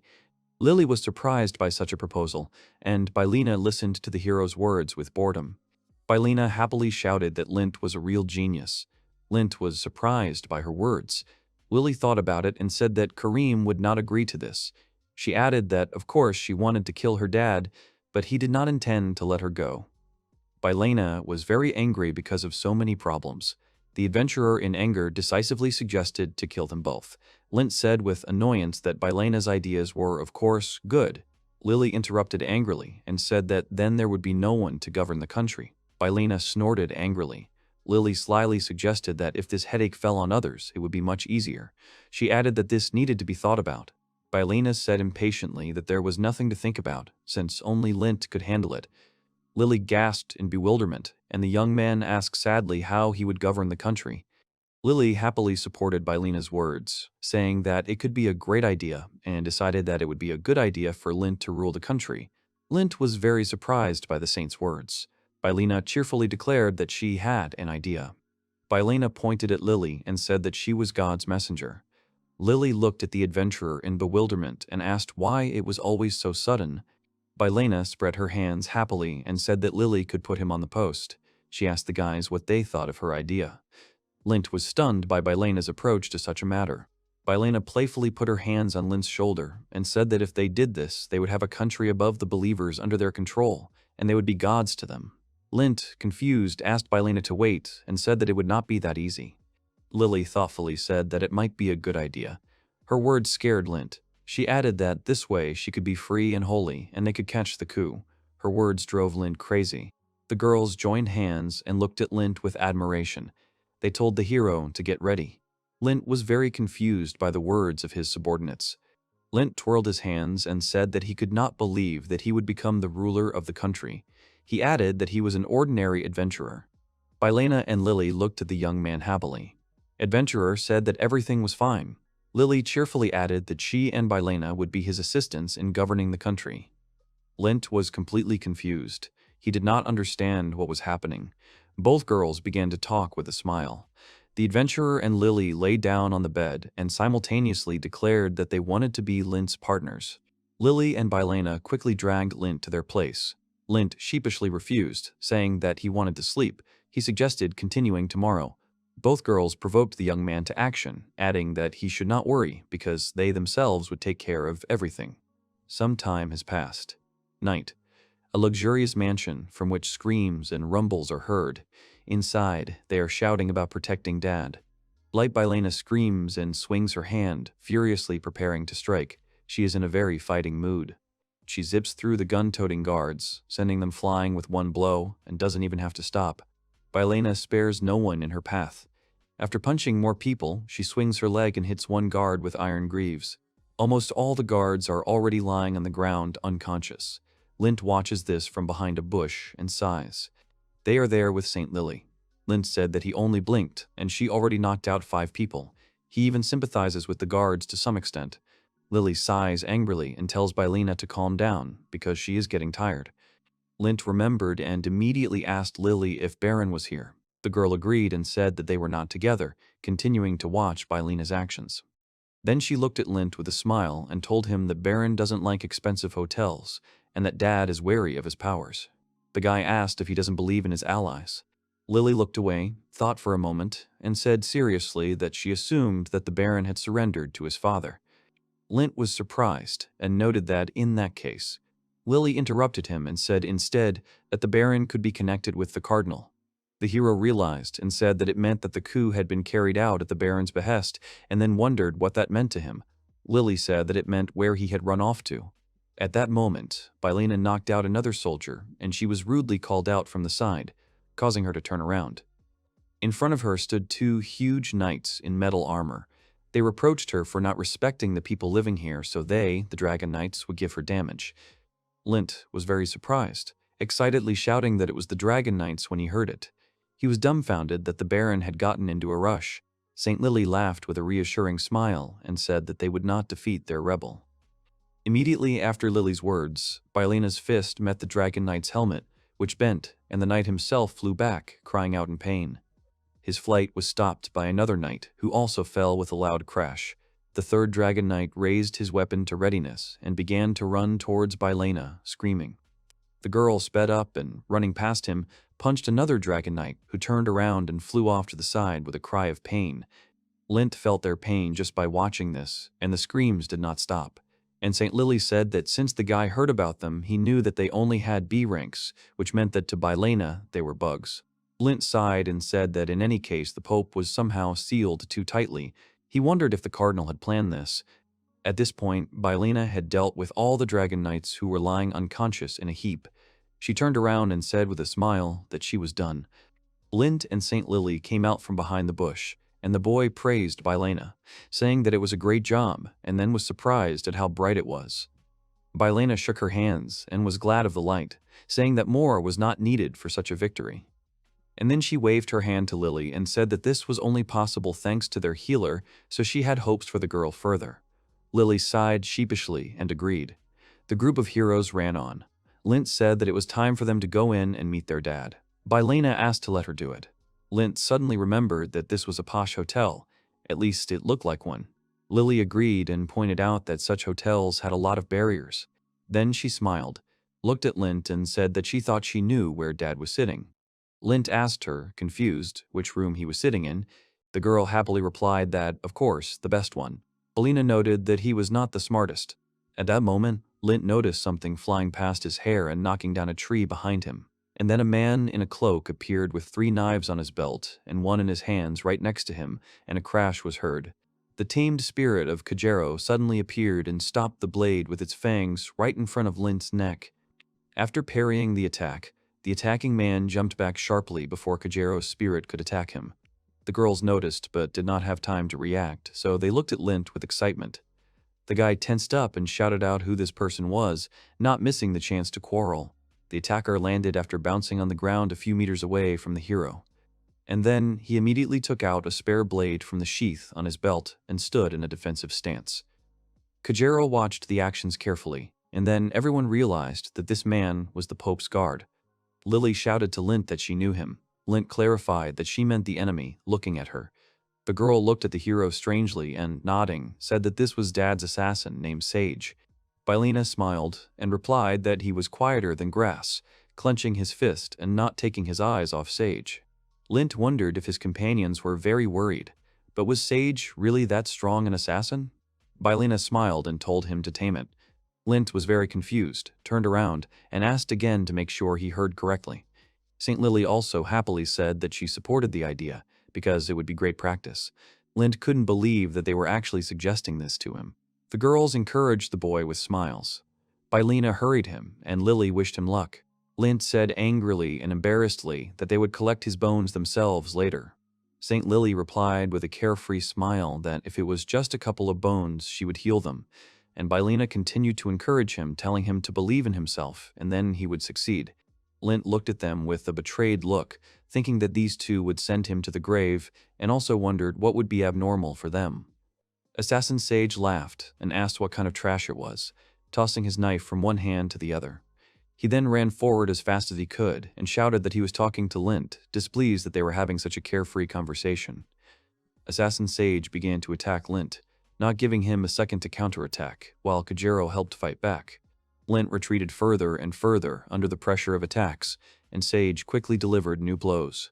Lint could only defend himself. A few seconds later, Sage noticed the moment to attack and threw 3 daggers from his belt straight at the hero. Kagero quickly caught the blades with his teeth and broke them into pieces, while Lint tried to catch his breath a little.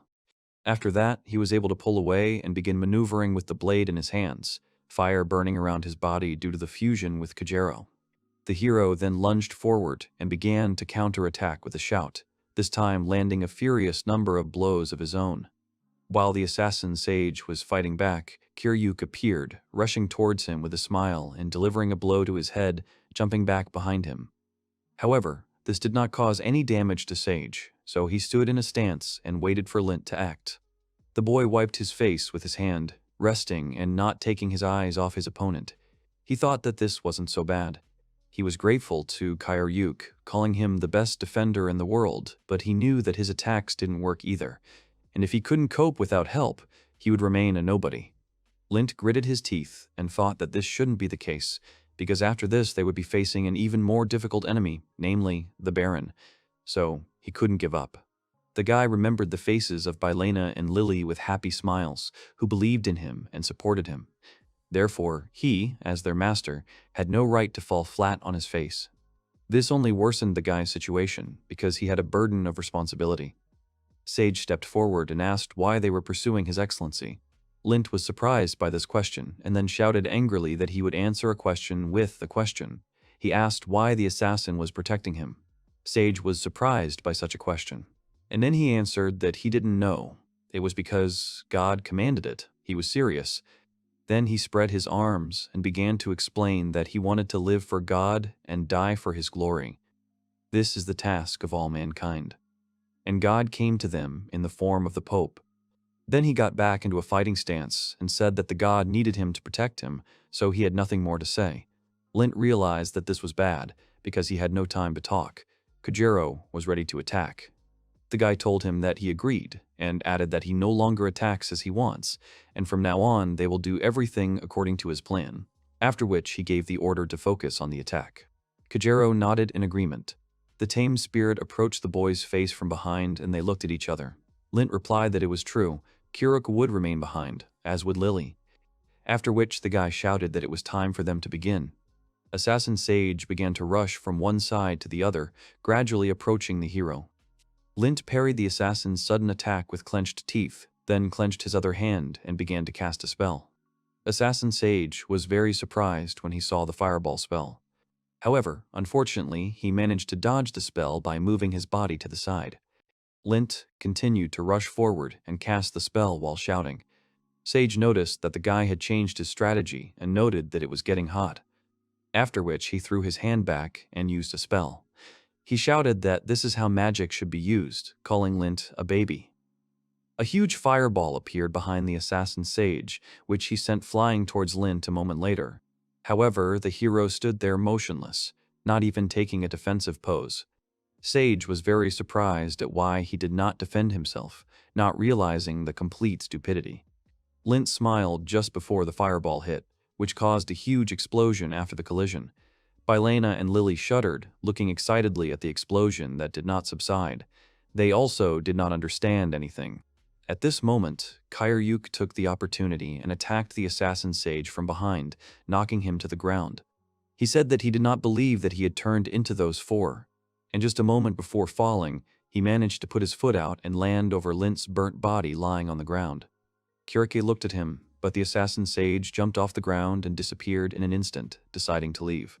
St. Lily and Bylena called out to their master in fear and excitement, starting to run up to him. They lifted the injured Lint, and Bylena said that his eyes were leaking out. Lily assured that everything was fine and she could cure him. Until then, she asked the adventurer to cover them. Bylena replied that she understood and went to the entrance. After some time, Lint woke up, opening his eyes and mouth.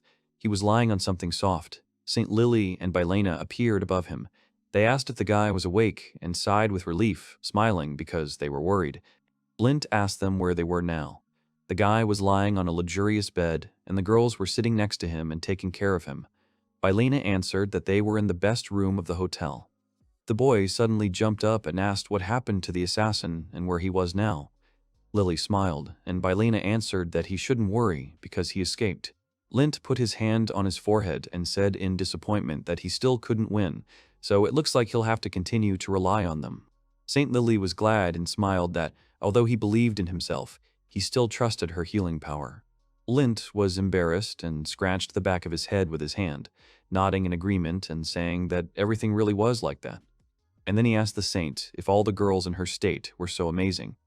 Lily answered that not all of them were so strong, but there was a circle of those chosen by the Pope. The guy thought about what would happen next, if it was so difficult now. He decided that there would be many more problems ahead. After which, Lint came to his senses and asked what had happened to Dad if he was in his bed right now. Bylena looked into the corner of the room and answered that he was lying there. In the corner of the room there was a tied bag that was shaking and making sounds. And then a head appeared from inside, and Dad started coughing, clearly being inside with a lack of air. He looked at St. Lily, Lint, and Bylena, and then asked who they were, threatening that he was the Pope. The heroes looked at him without a trace of concern. Lint was surprised that the man was cursing and threatening so much, and so he asked if the man was really a saint. Lily sheepishly confirmed that he was. The Pope continued to shake his head angrily, trying to get out of the bag, and continued to shout that he should be released as quickly as possible, and then they should wait for their punishment. Bylena noted that he had sex with many girls at once here, so little could be expected from him. Lint closed his eyes, grinned, and said that he was only a saint in name after hearing this story. St. Lily got up from her bed and came up to him. The Pope immediately recognized the girl and shuddered, greatly surprised. After which he began to laugh awkwardly and tell the girl to stop, calling this situation her joke. He said that Lily had already played enough.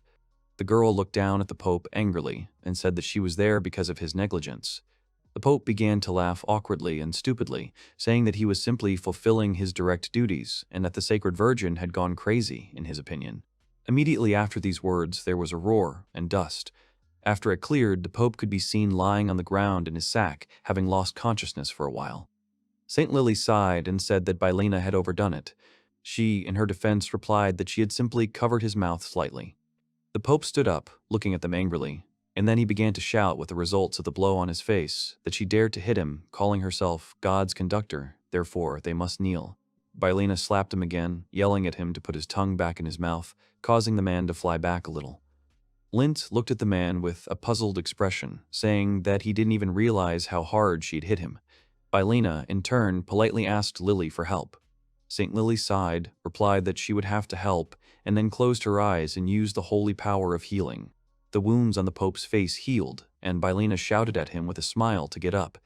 The man was very scared when he saw her nearby. Then Lint came forward and asked for forgiveness for everything, and said that now he would definitely live. Bylena happily took the bag and pulled it towards the exit, saying that she would now send him back to his holy kingdom. The man silently dragged himself after her. St. Lily stopped her friend, telling her to stop so that she could go to the Baron first. The man started shouting again that he was here, clarifying that he meant the Baron of the Dragon Kingdom, so he offered to go to him so that he could show them. Bylena nodded understandingly to Lily and hit the Pope on the neck, knocking him unconscious. Lily brought her finger to her face, thought for a moment, and said that in any case, they needed to hide it somewhere. After some time, they tied the bag as tightly as possible and laid it on the dragon Gil's back. Bylena asked if they were flying to Valento. Having secured it more securely, she reported that everything was ready. Link turned to the saint and said with a smile that he would just sit quietly with him. Lily agreed to show her face to the guild for the first time in a long time. Lint and Bylena climbed onto the dragon, and the boy asked Gil to take them to the capital. The dragon shouted, indicating its readiness to leave. St. Lily spread her angel wings and, with a reassuring smile, said that she would fly herself. Some time passed. The heroes were already flying in the sky. St. Lily was very happy and said that she really wanted to try to fly one day. Bylena noted that she was incredible and very much like an angel. They flew over the forest and mountains, heading to the capital, to the head of the Valento Guild, continuing their communication. At this time, another monster was killed in the forest by a man in armor with a huge axe. The man turned around and lifted the visor of his helmet, listening to someone tell him that he should just run away. The man in armor addressed him as Sage. It was the assassin who had attacked the heroes. He reported that Dad had been kidnapped and also asked for forgiveness. The assassin was kneeling with his head down. The man in armor thought about how someone could defeat an assassin. Then he angrily asked who that person was. Assassin Sage raised his head, looking at the person in front of him, saying that the person was with the sacred maiden. The man in armor glanced at the assassin and said he understood, so Sage could go. The assassin addressed the man as Baron. The past is some amount of time. The capital city. The market is filled with a huge number of people. Lint asked if it was true that Bylina and Lily were so famous. They were walking down this street. The guy asked about the need for their disguise. The girls used capes on their heads to hide. Bylina answered that it was just in case, because they didn't want any extra problems. Lint noted that with ears like Bylina's, which peeked out from under her cloak and gave her away as a cat, there wasn't much point in disguise. The girl smiled and asked what he meant, because she really liked the hood, and it made it much easier for her to walk. She asked Lint if it was bad. Bylina also noticed that the guy's new robe fit him well. The guy smiled sheepishly, asking if it was true. The girl confirmed it. Lint looked at his robe and said that he didn't expect to be able to get it. Guildmaster Valento said that just by wearing it, Lint could become stronger. Lily guessed that Valento had a lot of such things, and the guy said that he had to live up to expectations. Bylina mentioned Valento. She reminded him that he cried when he saw Lily's face. She thought it was funny. Lint and Lily smiled. Lint thought about how Bylino, Lily, and Valento were like a family until he came along, seeing their relationship with each other when they met. The boy said with a smile that he thought he was worried about them all. Lily laughed and said she would agree with that. Lint, in turn, remembered that it was funny to see his face when they unexpectedly brought in a crying pope. Lily said that it was not funny anymore. Bylina lifted the bag of gold coins with a smile, suggesting that they let go of the memories of Valento and go shopping. Lint shouted at her not to talk about it for so long, and wasn't she planning to spend too much at once? Lily laughed. The heroes entered a restaurant together, where there were many guests, discussing at their tables and eating together. Lint, Bylina, and Lily ordered a lot of food for themselves and began to talk about the Baron of the Dragon Kingdom. Lint asked if he was really strong, or she was. He wasn't sure, but he heard that this person was S rank. The guy thought that they needed more information before the battle. Bylina laughed, pleased with the food she had ordered, as she had already held a bone without meat, and said that Lint was ready. The guy replied that he was always ready. St. Lily thought about the Baron, trying to remember something about this man, and said that they would act according to the situation. She began to tell that this man's weapon was a large axe, specifying that it was even gigantic. And she also said that from what she heard, the Baron of the Dragon Kingdom defeated the royal dragon with one blow. And Lily clarified that this dragon was the strongest of all. After the victory, Baron said that he was the commander of the Dragon Knights, so he must submit to his will. The dragon began to resist, and in its dying state, began to use fire breathing. The Baron of the Dragon Kingdom swung his axe and began to attack, saying that it was his choice. Fiery breath began to emerge from each of the dragon's heads, but the Baron's magical armor provided excellent protection. The dragon with many heads and 3 brags, although it hit, did not cause any damage due to this, despite the huge explosion. Since the magic armor could protect even from the dragon's attack, the Baron continued moving towards the dragon through his breaths. This was one of the special features of the Dragon Kingdom Baron. She jumped with her giant axe straight at the dragon. The armored woman strikes straight at the dragon's head. The woman tightens her grip on the axe and swings her weapon again. She's about to strike the dragon's head again. The armored woman raises an axe above her head and turns around, striking the monster. The dragon heads rush towards the armored woman at great speed, but are caught by flames that engulf them. The warrior defeated the dragon, surprising Lind. When he came to his senses, he fearfully asked the girl in the hood if it was true that he was about to fight a dangerous battle. She reassured him, asking him to remain optimistic. The girl looks at the boy condescendingly, and then she turns to Bylina and reminds them that their chance of winning is 70%. She asks if Bylina agrees with her. Bylina nods her head. Lind gets up from his seat and asks what all this means. He can't believe that their chance of winning is so great. He wonders if the girl really believes in herself that much. Bylina folded her arms across her chest and began listing names. She was thinking about who could join their party to increase their chances of winning. Then the girl shouts out that Lind will most likely not survive the battle. The guy at this point becomes very tense. Lind hugs Kuryuki and complains about how they are being forced to risk their lives. At this point, Bylina raises her index finger and says that there is a huge chance that Kuryuk will survive. Lind doubts, the girl rejoices, claiming that the monster will attack Kajero because Gil can fly and is equal to him.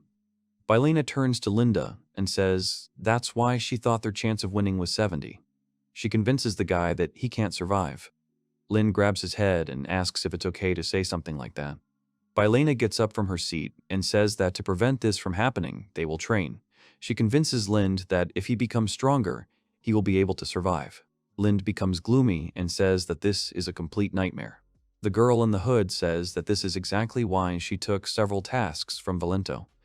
The girl hands over the task sheets and says that they are all B rank, but they can easily promote the adventurer to A rank. Lind blushes and thinks about his partner's words about improvement. But first, the squad decides to go into a store. When they enter, they are immediately met by a salesman who greets them loudly. The man immediately recognizes Bylina and the Holy Virgin. Lily takes off her hood. She asks if they are bothering the shopkeeper by coming unannounced. The shopkeeper smiles and says that it is no big deal. The man then looks behind Bylina and looks at Linda. He asks who the guy is. Suddenly, he remembers that he has seen this guy before. He recognizes him, and his eyes widen in surprise. Lind smiles sheepishly when the salesman asks if he really is a dragon tamer. The guy tries to remember if they have met. The salesman folds his arms and apologizes for his rudeness. He introduces himself and says that he is a salesman at a gun store. The man smiles admiringly and says that he is desperate to see what Lind is capable of.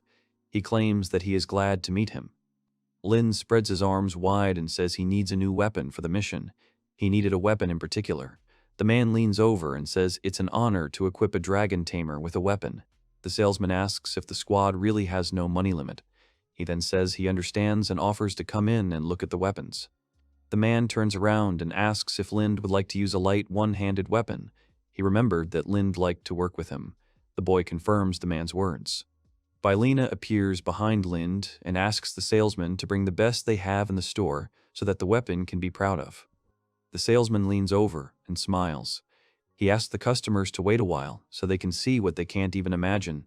He says he will provide an absolutely arsenal. The man leaves, and the squad has to wait for him for a while.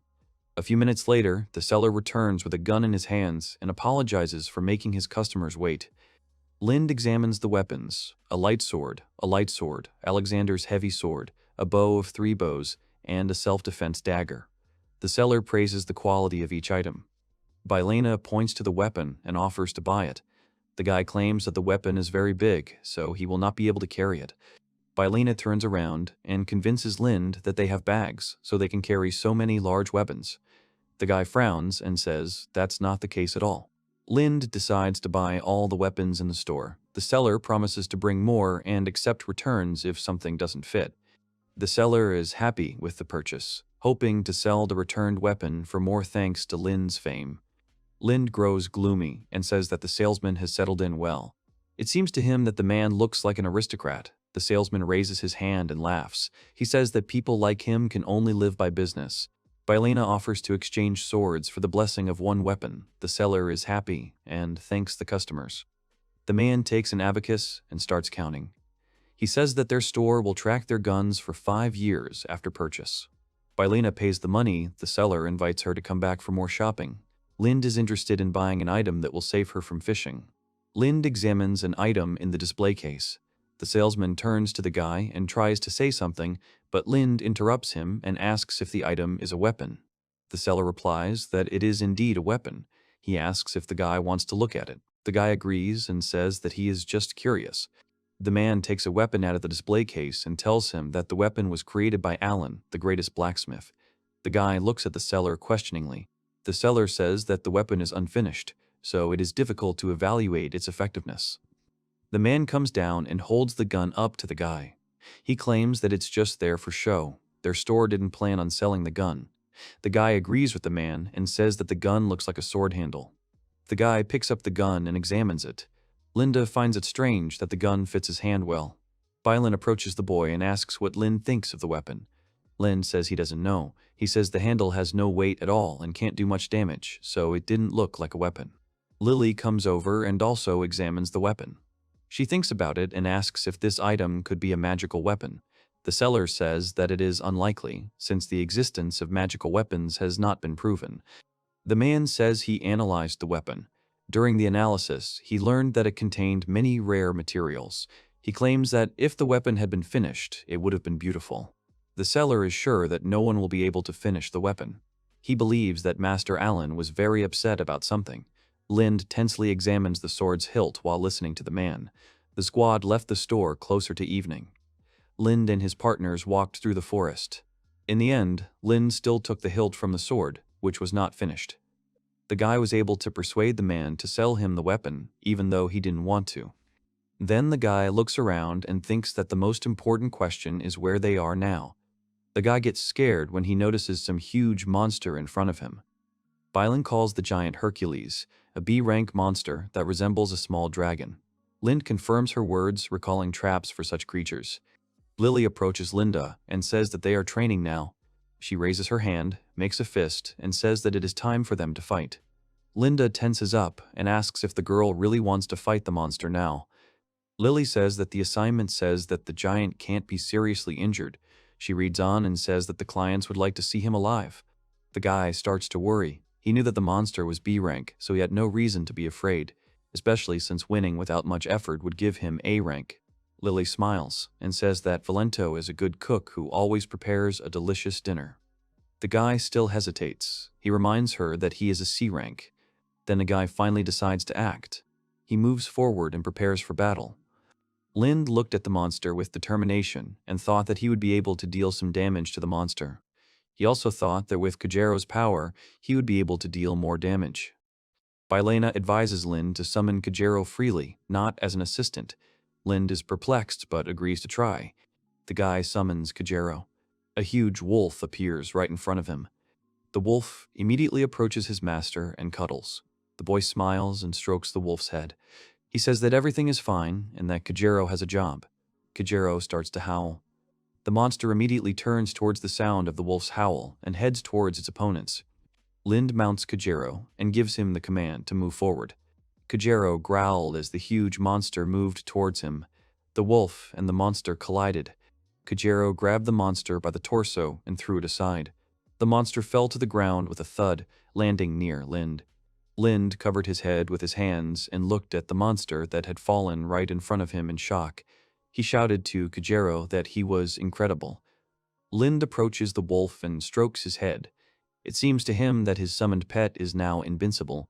He is confident that with Kajero, it will be easier for him to achieve their goals. After he started practicing with Kajero, his own strength became much stronger. He wondered if that meant he was very weak before. Bylena approaches Lind and asks if the guy noticed. The guy turns and looks questioningly at the girl.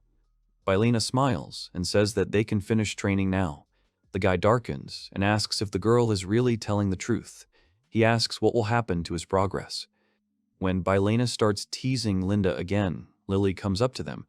The guy immediately turns around and looks at her. Bylena winks and reminds that trust is very important. She claims that there should be as much trust as possible. Lind rubs the back of his head and blushes. He asks if it's true. The guy says he's trying, and then he finally decides to do it and asks how it's possible to do it.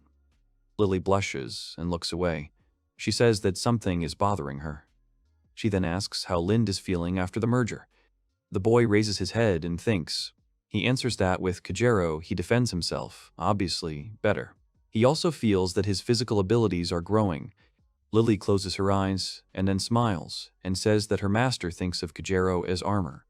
Lind pets Kajero and says that this is not true at all.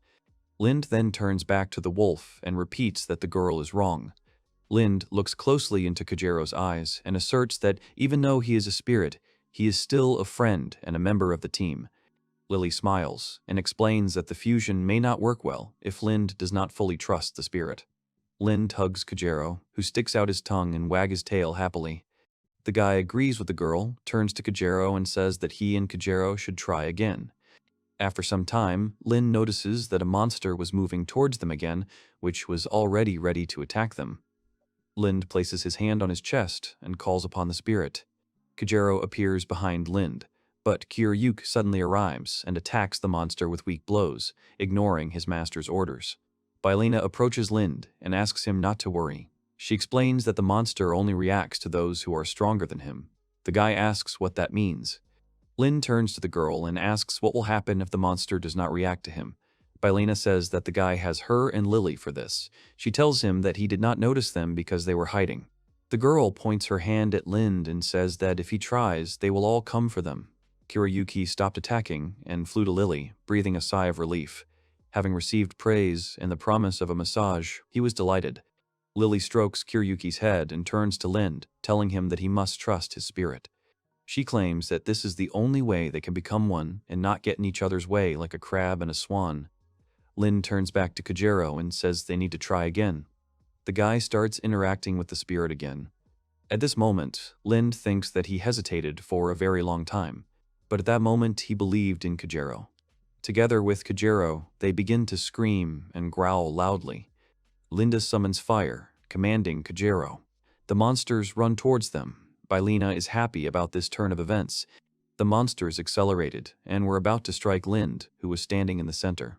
Lind screamed and began to attack along with Kajero. Lily and Bylina look at their comrades in shock and shout at them, asking what they are doing. Bylina shouts at Linda that they should act not like that, but in a completely different way. Bylina and Lily tried to stop the master, but it was too late, as Lind had already attacked one of the monsters. After Linda and the huge monster collided, there was an explosion and a bright flash. After some time, the flame died down. Waking up on the ground, Lind hears the unusual voice of Lily calling him.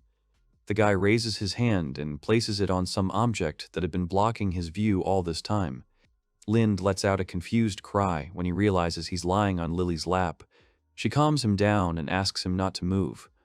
Lind raises his head and asks the girl where they are. Lily replies that after the battle, they moved and set up a tent in which they decided to take shelter. She tells him that she bought this tent a day ago. Lind begins to remember that he lost his mind during the battle the day before and damaged his nervous system even more than his body. He asks if Lily is treating him. Lily confirms that she has taken up his treatment. At this time, Bylina approached the tent. She went inside and asked if any of her partners wanted to eat meat. The guy gets up and immediately recognizes his partner. The girl smiles and hands Linda the meat. She says that the guy must have been very hungry after all this time. Having tasted the meat, Lind is delighted with its taste, and upon learning that he found it himself, he spits out the piece. Bylina says that this monster was defeated by another monster. She claims that the morning was very eventful. Bylina chews meat and looks at Lind. She asks if the guy remembers anything about yesterday. The boy puts his hand to his head and tries to remember something. He blushes and says that he remembers teaming up with Kajero. After that, he could no longer control it. Lind reaches out his hand to the spirits, and they immediately move closer to him. The boy strokes the creatures and laughs. He apologizes for making them worry about him. Lily looks at the guy with a smile and says that this is also a kind of progress in training. The guy puts his hand to his chin and thinks. He finally agrees that the girl is right. He thought that this would allow him to become stronger. Bylina laughs again and says that if the guy continues to mope, he will give her his powers faster. Lind is indignant, asking how this is possible. He calms down and asks more seriously if this is true. Bylina smiles and confirms that this is true. The girl mentions that Kiryuki also defeated one Hercules. Lind screams again and asks how he could defeat Hercules with a spirit. He just couldn't believe it.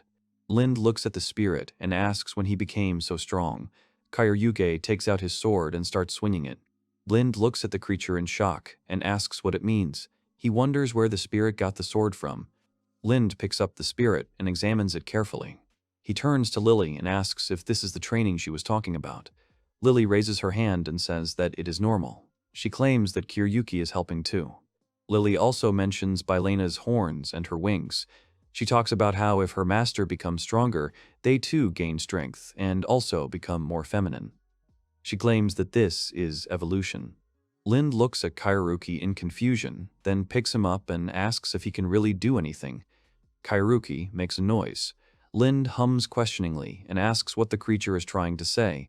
Lind asks if Kairuki wants to train. The creature raises its arms and cries out in joy. Adventurers in the forest, Bylina draws on the ground, sings.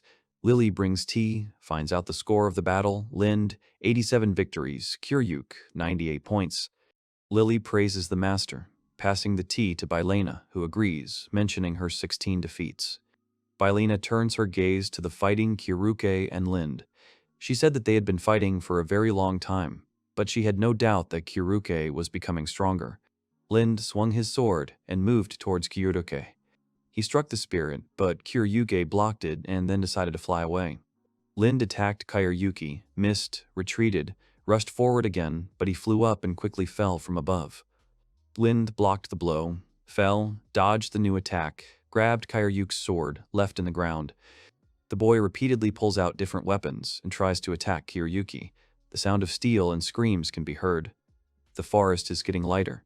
Lind is lying on the ground, breathing heavily. He was trying to recover from the battle with Kairuki. Lily approaches her comrades and says that they did a good job. She asks them not to move, as she wants to heal. Lind gets up and thanks the girl. Kairuki sits on the ground and makes strange sounds. Lily finishes the treatment and raises her palms up. She reports that everything is ready. Kojiro stuck out his tongue. Lind blushed and smiled, saying that he felt much better now. Kairuki smiled too. After finishing the duel, Lind praised the balance and power of the sword he had used for a long time. The guy swings the weapon and says it was easy to use. He felt like he could move even faster. Bylina looks at the weapon with admiration and says that it is not called a yataghan for nothing. Lind puts the weapon on the ground and is glad that he is big and looks like he can handle anyone with one swing. True, he was heavy for Lind, but the guy thought that he could handle him with the help of Kojiro. Lily approved of the choice of sword, believing that good equipment was important. Lind wondered if the sword would cope with the axe. Confident Bylina and playful Lily lift the mood, but Lind is sad, considering their attitude too frivolous. The boy thinks again and turns his gaze to the sword. Bylina comes up to Lind and stands behind him. Lind takes out the sword handle and asks if it looks like a magic sword. He says that he still hasn't figured out how to use it. Lind demonstrates the ability to release Kojiro's flames from his hand, admitting that it is dangerous and attracts the attention of enemies. Lily picks up the handle and looks at it. She says they need to know more about this. Suddenly, flowers appear from the hilt. Lind gapes in surprise and looks at the hilt in shock. Lily laughs and says that this is a healing sword that can be used to restore life.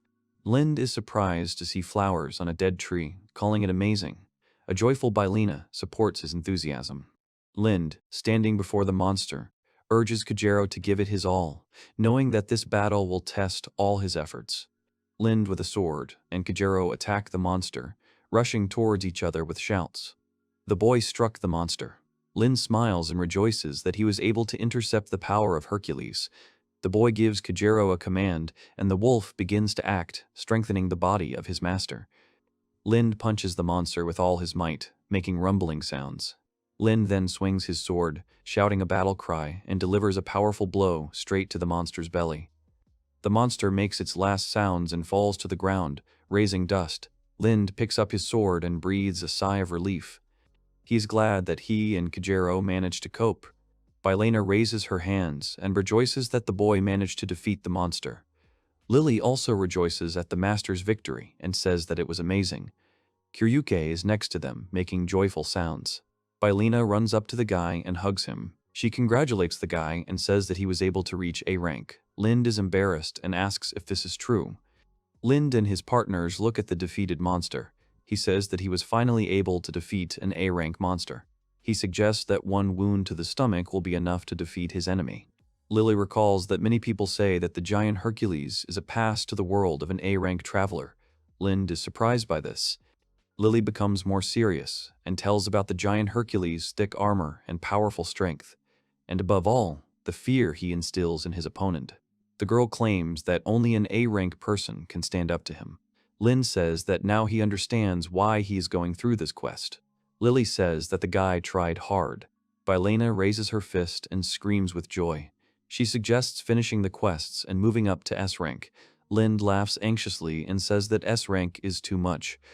The boy puts his hand on the bag that was hanging from his belt and says that he is still surprised that the giant fit in it. He notes that magic bags are wonderful. Lind points forward and suggests that everyone else call Gil to move on to the next quest.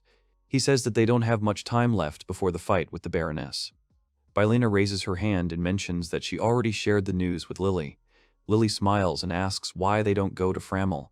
Lind asks why they have to go to Framel, to his hometown. The guy suddenly remembers the Book of Stars and asks if that's why the girl wants to go to Framel. Bylena says that's one of the reasons.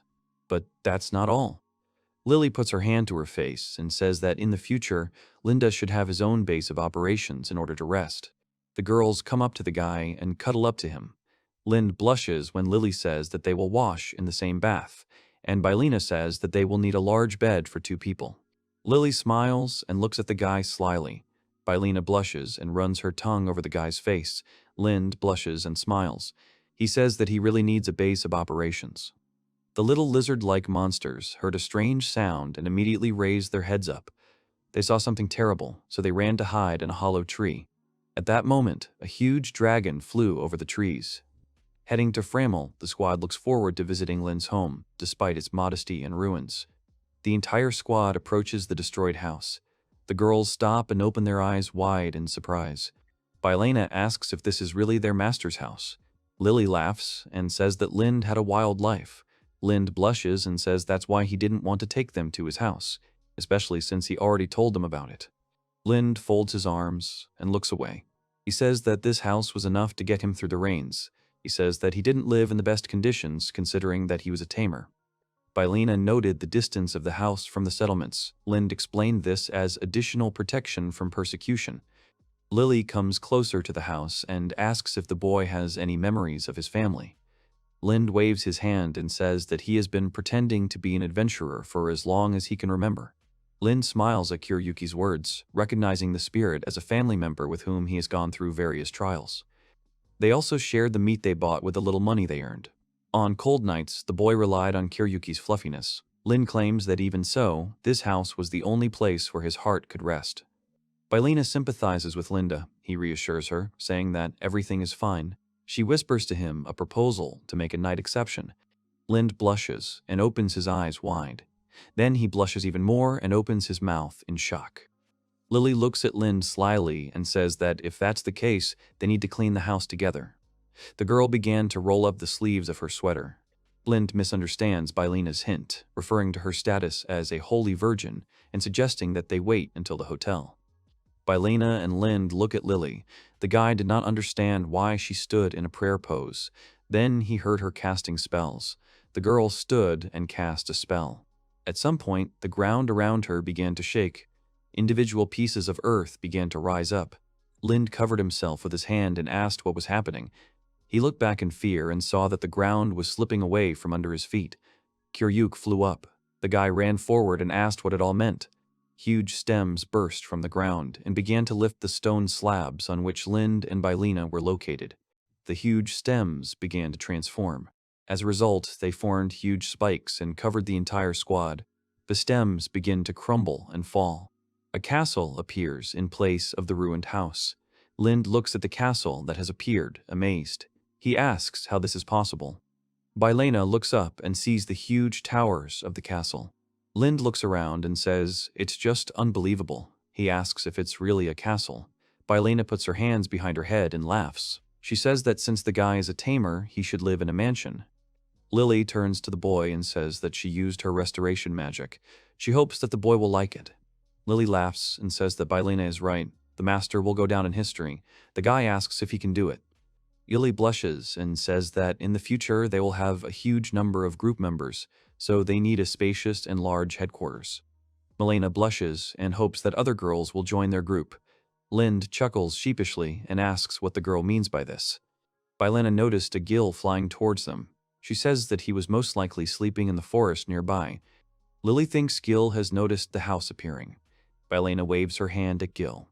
The dragon notices the squad and flies up to them. Gil landed near the castle. The squad approached. Lily boasted about the bed for the dragon. Lind admired. Bylina offered to inspect the castle from the inside. The entire squad enters the castle.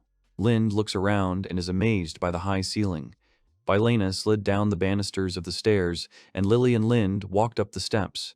Looking around the large castle, Lind can hardly believe his eyes. Lily lists the available rooms, noting that furniture will appear later. Bylina leads everyone to the bedroom. The huge bedroom impressed Linda with its cleaning. Bylina playfully got used to it, suggesting to temporarily do without a housekeeper. The women appreciated the softness of the bed and settled down on it, noting that there was enough space for everyone. Lind was embarrassed. The guy puts his hand on Lily and laughs. Bylina asks the guy not to take off his clothes, and Lily, on the contrary, is hurried by Linda. Then Lind raises his head and notices another room. He asks what is in it. The girls say it's a bathroom. Bylina says the bathroom is made of glass, so you can see everything. Bylina cuddles up to Lily and says it's all for show. Lily suggests Bylina show everything to the master. The girl takes off her clothes and leans against the glass on one side. Lily says that it embarrasses her a little. The guy blushes and opens his mouth wide in shock. Blood starts to flow from his nose. Bylina approaches Lily and lifts her up. She says that this is her opening service. Lily blushes and asks Bylina to stop. She asks Bylina not to embarrass her. Bylina says that Linda might like the view. Lily lowers her hand and turns her head away, blushing. She says that's not the point. At this point, Bylina asks Lind to look. Lily screams again. Lind looks at the girls with admiration and blushing. Bylina invites Lind to come to them. Lind quickly takes off his clothes and goes inside the bathroom. Lind immediately hugs Bylina and laughs. They are kissing. Lily at this time rises and cuddles up to Lind. The girls press themselves against Lind from both sides. The guy just stood there and made loud noises. Bylina said that she was very hot, and Lily continued to cuddle up to Lind and said that she wanted to be closer to the master. Bylina suggested that Lily change places. The guy blushed very deeply at that moment. Then Lind lets out a sharp cry as the girls switch places and move even closer to him. Lily looks up, smiles at Lind, and says she wants to ask him for one favor. The guy listens to the girl and fulfills her request. Lily fell to her knees, and Lind stood behind her. The girl suddenly felt a sharp pain in her stomach and screamed. Lily covered her mouth with her hands and wondered why she made that strange sound. The girl screamed that she felt good. Lind leaned over and responded in kind, and Lily screamed loudly again. Lily started to crawl away from the guy, so Bylina immediately approached Lind. The girl kissed the guy. Lind tried to stop the girl. Bylina obeyed the guy and lay down on her back. She said that Lind could do whatever he wanted with her. The guy looks at the girl and blushes. Bylina says that the guy can stop worrying and relax. Lind listens to the girl and stands right in front of her. Bylina also starts making loud sounds. Then Bylina notices Lily next to her. She asks what the girl is going to do. Lily just smiles and licks her lips. Bylina asks Lily not to look at her. Lily then says that even a high-level S-rank adventurer can be weak in a certain place. Bylina claims that the same thing happens to Lily. Bylina starts screaming. The girl sees Lily in front of her and embraces her with her arms. Lily blushes and screams in surprise. Lily asks what Bylina is doing. She asks Bylina to stop, but the girl does not listen to her and continues, which causes Lily to scream again. As a result, Lily, Bylina, and Lind begin to scream together. After some time, Lind goes to the shower. Bylina and Lily are with him. The guy tries to clean his body from dirt, but the girls say that their master can leave this work to them, since it is their job. It was dawn in the castle. Snoring could be heard coming from the bedroom. Lind was lying on the bed with Bylina and Lily. Lind turns his head to the side and sees Lily. The guy immediately blushes and opens his eyes wide. The guy squints and thinks that he is very tired after the previous night. The girl continued to sleep. Lind points his finger at Lily's face and thinks about how innocent she looks in her sleep. Then the boy remembers the girl's indecent behavior last night. He blushes again and laughs. Then Lind turns his head to the other side and notices Bylina. He asks why Bylina sleeps in a strange position.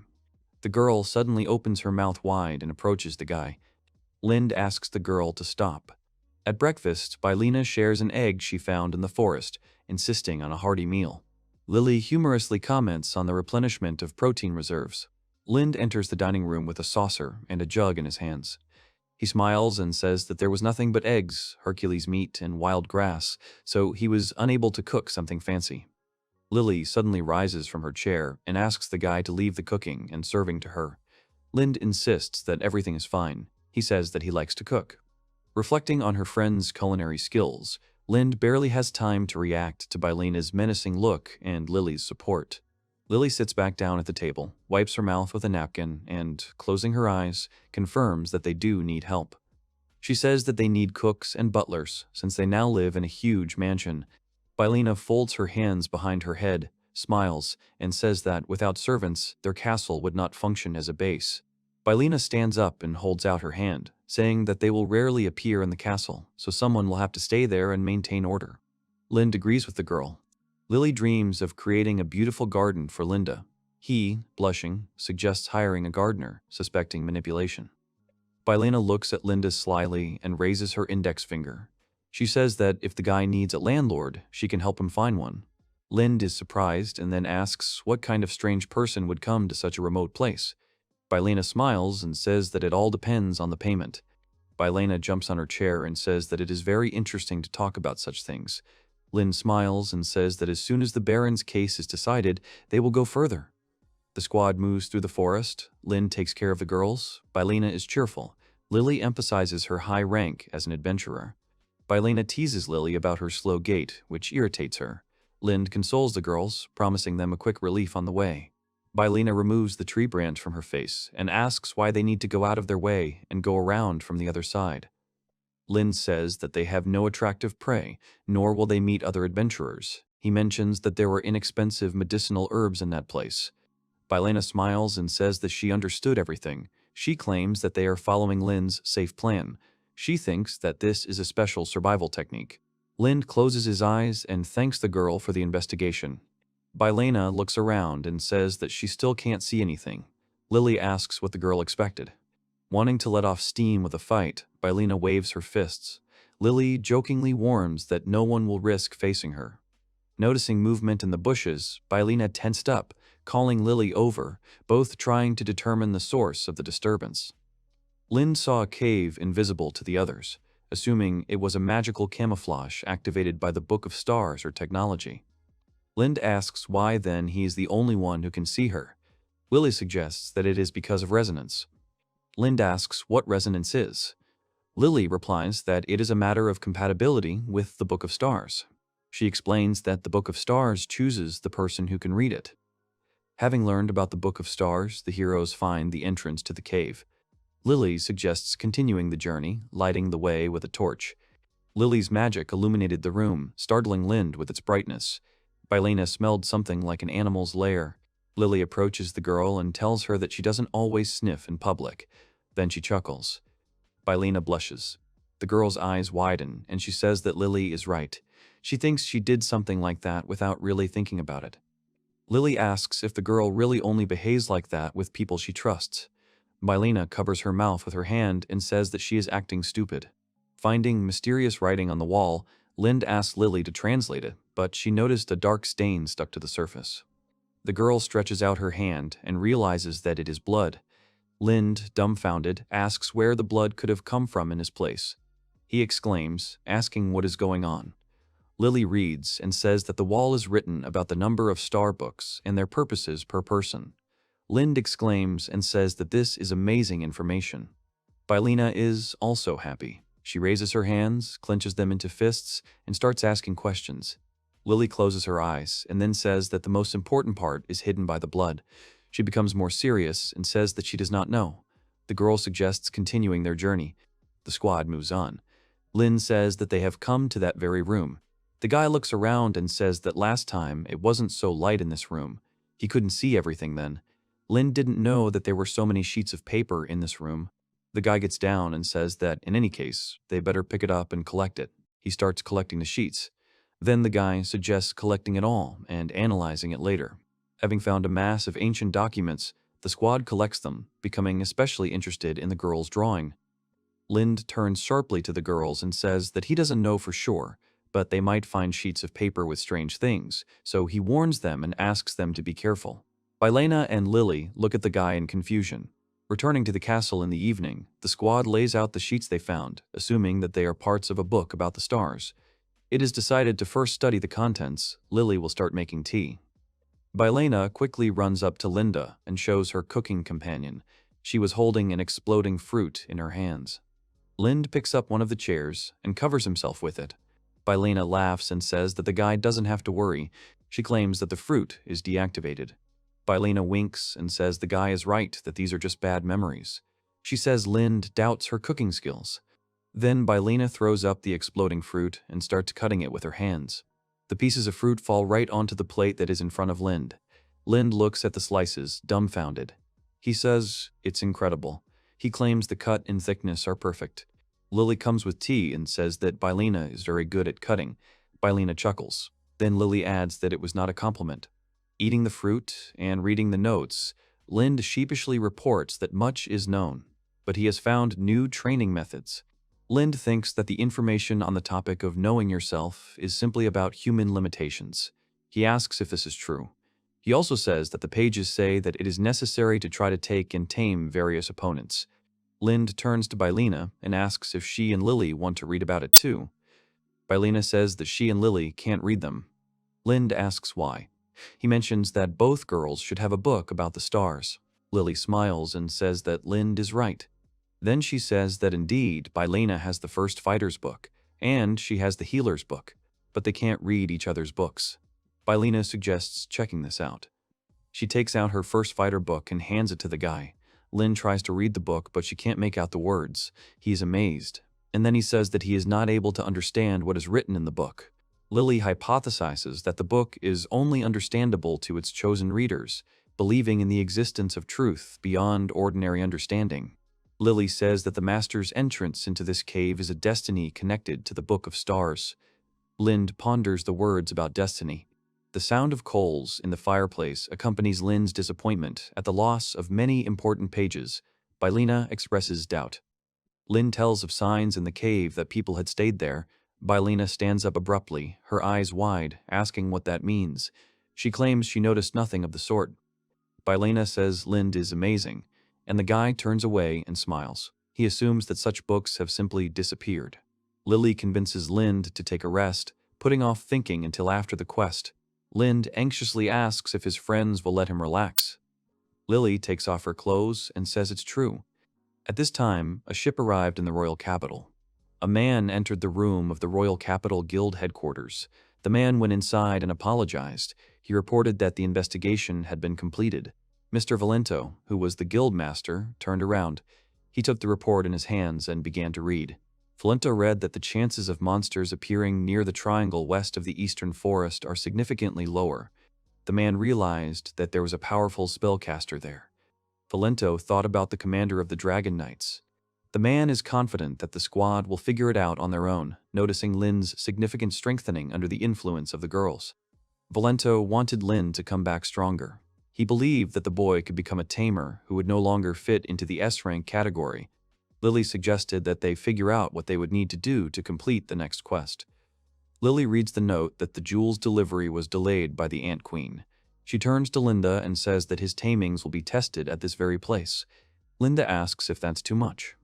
Lily explains the danger of a group of monster ants. Lind is alarmed by the surrounding insects and doubts the possibility of taming them all at once. Lily says that if Lind fails, the ants will eat them at worst. Lind says that all this is happening only because Bylena destroyed the nest. Bylena laughs and apologizes for not being able to control herself.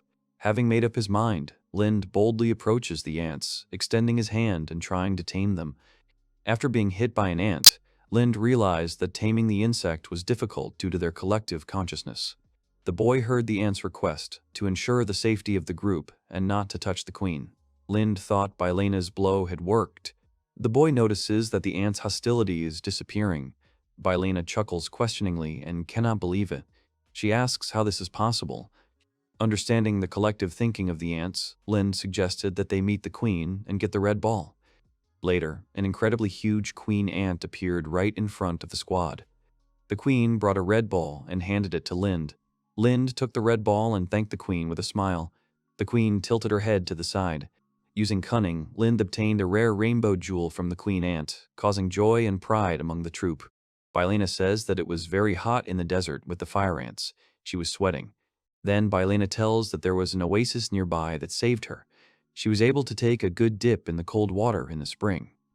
Bylena laughs and says that the fire ants can see them. Lily says they won't show themselves to them. Lily asks if it would be more exciting if someone were to watch them. The girls cuddle up to Lind. The guy asks the girls to stop and says that it embarrasses him.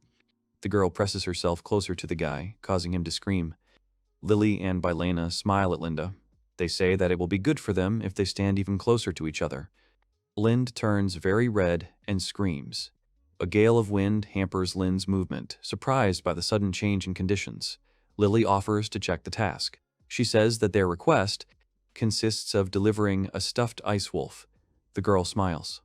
The guy looks at the girls and screams in indignation because the girls were dressed very warmly and comfortably. Bylena says that they are dressed warmly because they are bystanders. She says that they are very cold when they are doing nothing. Lily agrees with the girl and says that the cold is not for women. Bylena raises her hand and says that if the boy moves a little, he can warm up. Lind chuckles anxiously. Lind pulls off his cloak and becomes more serious.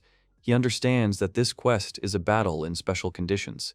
The boy thought about Gil, the dragon with the attribute of fire. He thinks that such power cannot be tolerated in cold weather. Then the boy turned his gaze to Kiryuke and noticed that he was completely frozen. The boy pronounces the name of the spirit and calls upon it. A strong energy envelops his body, and Kajiro appears behind him. Lind realizes that it is impossible to tame the creature without killing it, feeling Kajiro's suffering from the cold. The appearance of a pack of ice wolves causes alarm. The wolves growled and bared their teeth. They sped up when they saw the party of adventurers. Lind wondered what would happen when his familiar weakened. He wondered how well he would fight with only 2 hands. Lind bravely engages the wolves but is struck. On Bylena's advice, he restrains the force of his blows to preserve the bodies for the stuffed animals. He lunges forward and continues to attack the wolves. The wolves don't have time to dodge, so they take all the blows. Bylena criticizes Lind's efforts, but Lily admires his work, emphasizing its perfection. Lily says that Lind's strength was weakened by the cold, but his Fire Emperor wolf power was still enormous. She points out that at the moment, fully using the Fire Emperor wolf's power is an unaffordable luxury. Lily continues and says that this is exactly what their master is doing. She states that he could have let it get out of control by using too much force. Lily smiles and says that if a person has understood how to use power, then a person can put more power into spiritual positions. The wolf's body falls right in front of Lind. The boy looks at the wolf and curses for not being able to keep its head intact. He braces himself for battle and throws away his 2 swords. Bylena looks at the boy in shock and shouts out that he threw away his 2 swords. At that moment, one of the wolves rushed forward to attack Lind. Lind screams that he has just started. The boy swung his hand and struck straight at the wolf's head. The wolf did not dodge and flew back. The monster was defeated. Lind approached the wolf and lifted its body. Bylena ran forward and began to scream with joy. She screamed that the boy was able to defeat the wolf without causing serious damage. She congratulated the boy on his victory, while praising Linda for controlling Kajiro's power. Bylena and Lily notice a new wave of attacking monsters. Lily says that Lind now has the strength and weapons to fight the giant Hercules. The guy also had a large number of taming cards for the flame ants. The girl also mentioned Kajiro's control and strength. Lily smiles and says admiringly that the master has become much stronger. She tries to support the guy and says that he will succeed. She thought that this was enough to fight the Baron.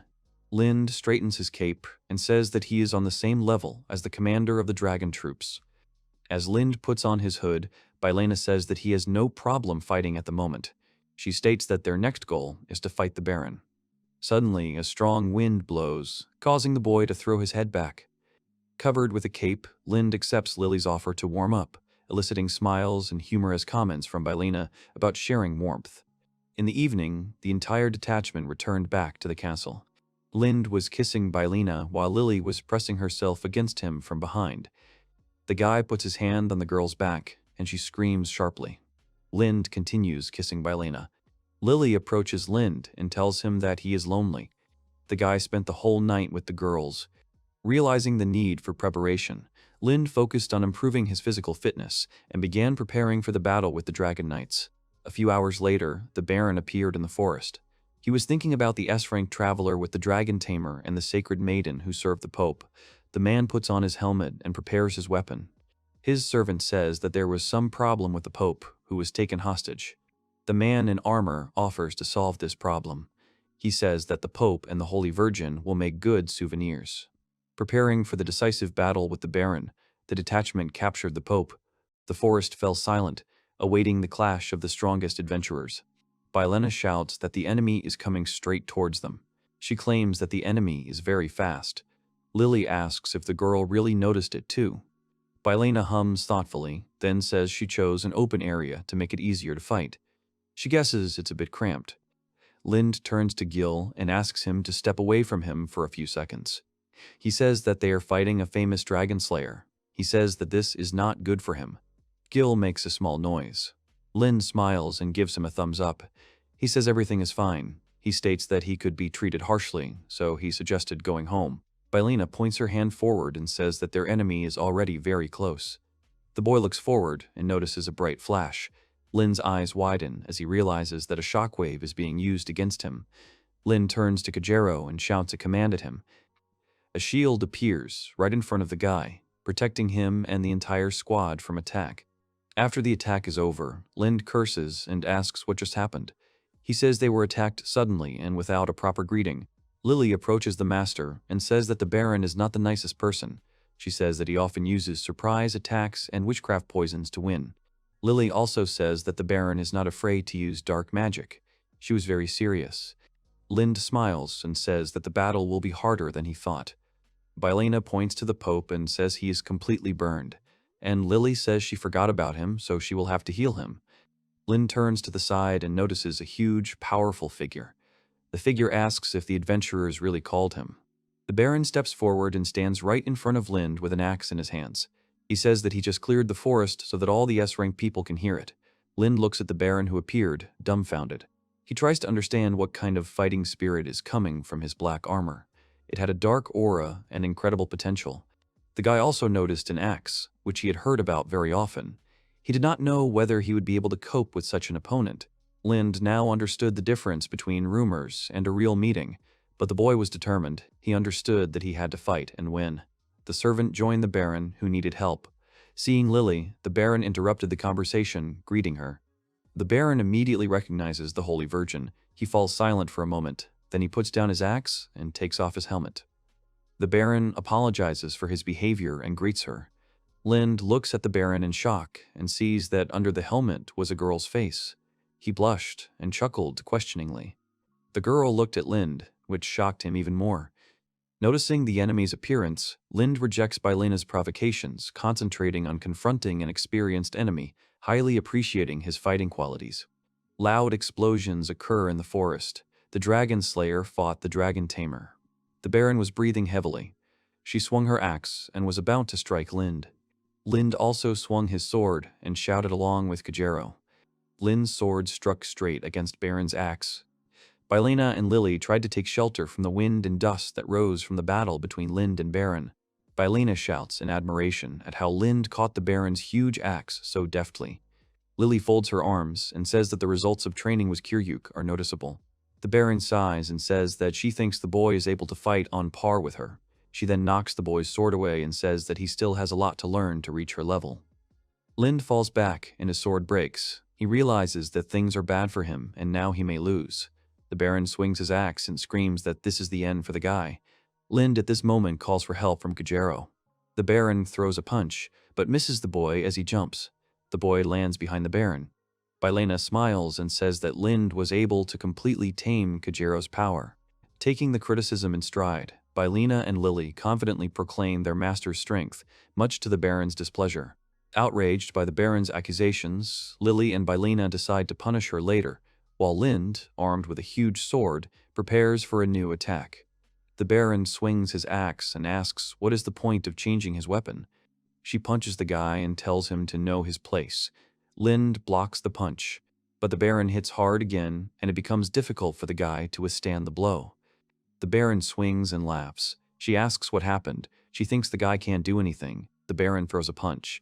Lind holds him back for a while, but then the girl pushes the guy away, causing him to fly off and fall on his back. The guy lifts up and sighs heavily. He looks at his sword and realizes that its blade has broken. Part of his sword falls right in front of the guy. Lind falls backwards onto his back. Baron approaches Lind and asks if he really thought he could stop her axe with his weapon. The Baron swings his axe and says that the guy is actually an inexperienced fool. She says that she will deal with him, leaving absolutely nothing of him. The Baron uses his magical powers. Lind realizes that this will be his end if he does not take action. The Baron strikes and screams at Lind that he will go to heaven. A bright flash occurs. Through the dust and fog, the Baron celebrated his victory over Lind, but soon her expression changed to one of amazement, because she saw Lind unharmed. Right in front of him, Kiryuk was hovering with a sword. The Baron curses at the familiar. She swings her axe and fires lightning balls at the spirit. She demands that the spirit disappear. Kiryuk dodges all the lightning balls, deflecting them with his sword. The Baron can't believe the spirit is playing a trick on her. She dodges her own lightning balls. The girl tries to recover from the attack. She tenses up and can't believe that a small spirit has so much power. Lind appears and apologizes. He says that he used the tamer fighting style. The guy smiles contentedly and says that his familiars are quite strong. The Baron sighs and asks if Lind really calls himself a dragon tamer. She asks if the guy knows that she is called the Dragon Slayer. Lind wonders if it is just a name. The Baron smiles and says that's not all. She says that she is quite a strong opponent. The girl begins to be enveloped in flames. She smiles and says that she will show her strength. The girl raises her axe and shouts that she will show the true strength of the Baron. The earth rises around her. The guy looks at the wave of attacks that is moving towards him. He feels that some kind of cold is passing through his whole body. Lind finally understands what kind of dark magic Lily was talking about. Right in front of the guy, a huge monster appears, stretching its paws and mouth towards him. Lind tries to get another weapon from his magic bag. He says that power will fight against power. He is sure that he will reach the limit of firepower. Lind takes out the hilt of the sword, as it called to him. He could not master this thing until now. But now Lind's power has increased, so he will be able to use it. Lind summons Kajero, then points the hilt at Baron and unleashes a powerful attack. He shouts that this is his secret technique. The Baron swings his axe and screams. Lind jumps up and tries to strike. The fighters collide and another powerful explosion occurs. Bylena's eyes widen and her mouth drops open. Bylena shouts at Lily that they need to follow them. Lily covers her head with her hand at that moment. The Pope is still hanging from the tree at this time. He is hit by a powerful wave that spread throughout the forest after Lind and Baron collided. The servant had been hiding behind a tree the entire time. Bylena shouts at Lind to look up. Lind hums questioningly and lifts his head. He notices something sparkling in the sky. Baron screams that this is the end of the guy. She swings and sends more attacks in his direction. Lind commands Kiryuk. Kiryuk obeys and flies up. He repels all attacks with his sword.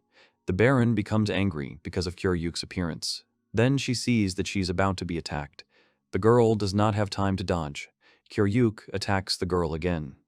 The Baron's eyes widen in surprise. The girl covers herself with her hands. Lind's attack destroyed the Baron's armor's protective capabilities, causing pain and disorientation, leaving her confused.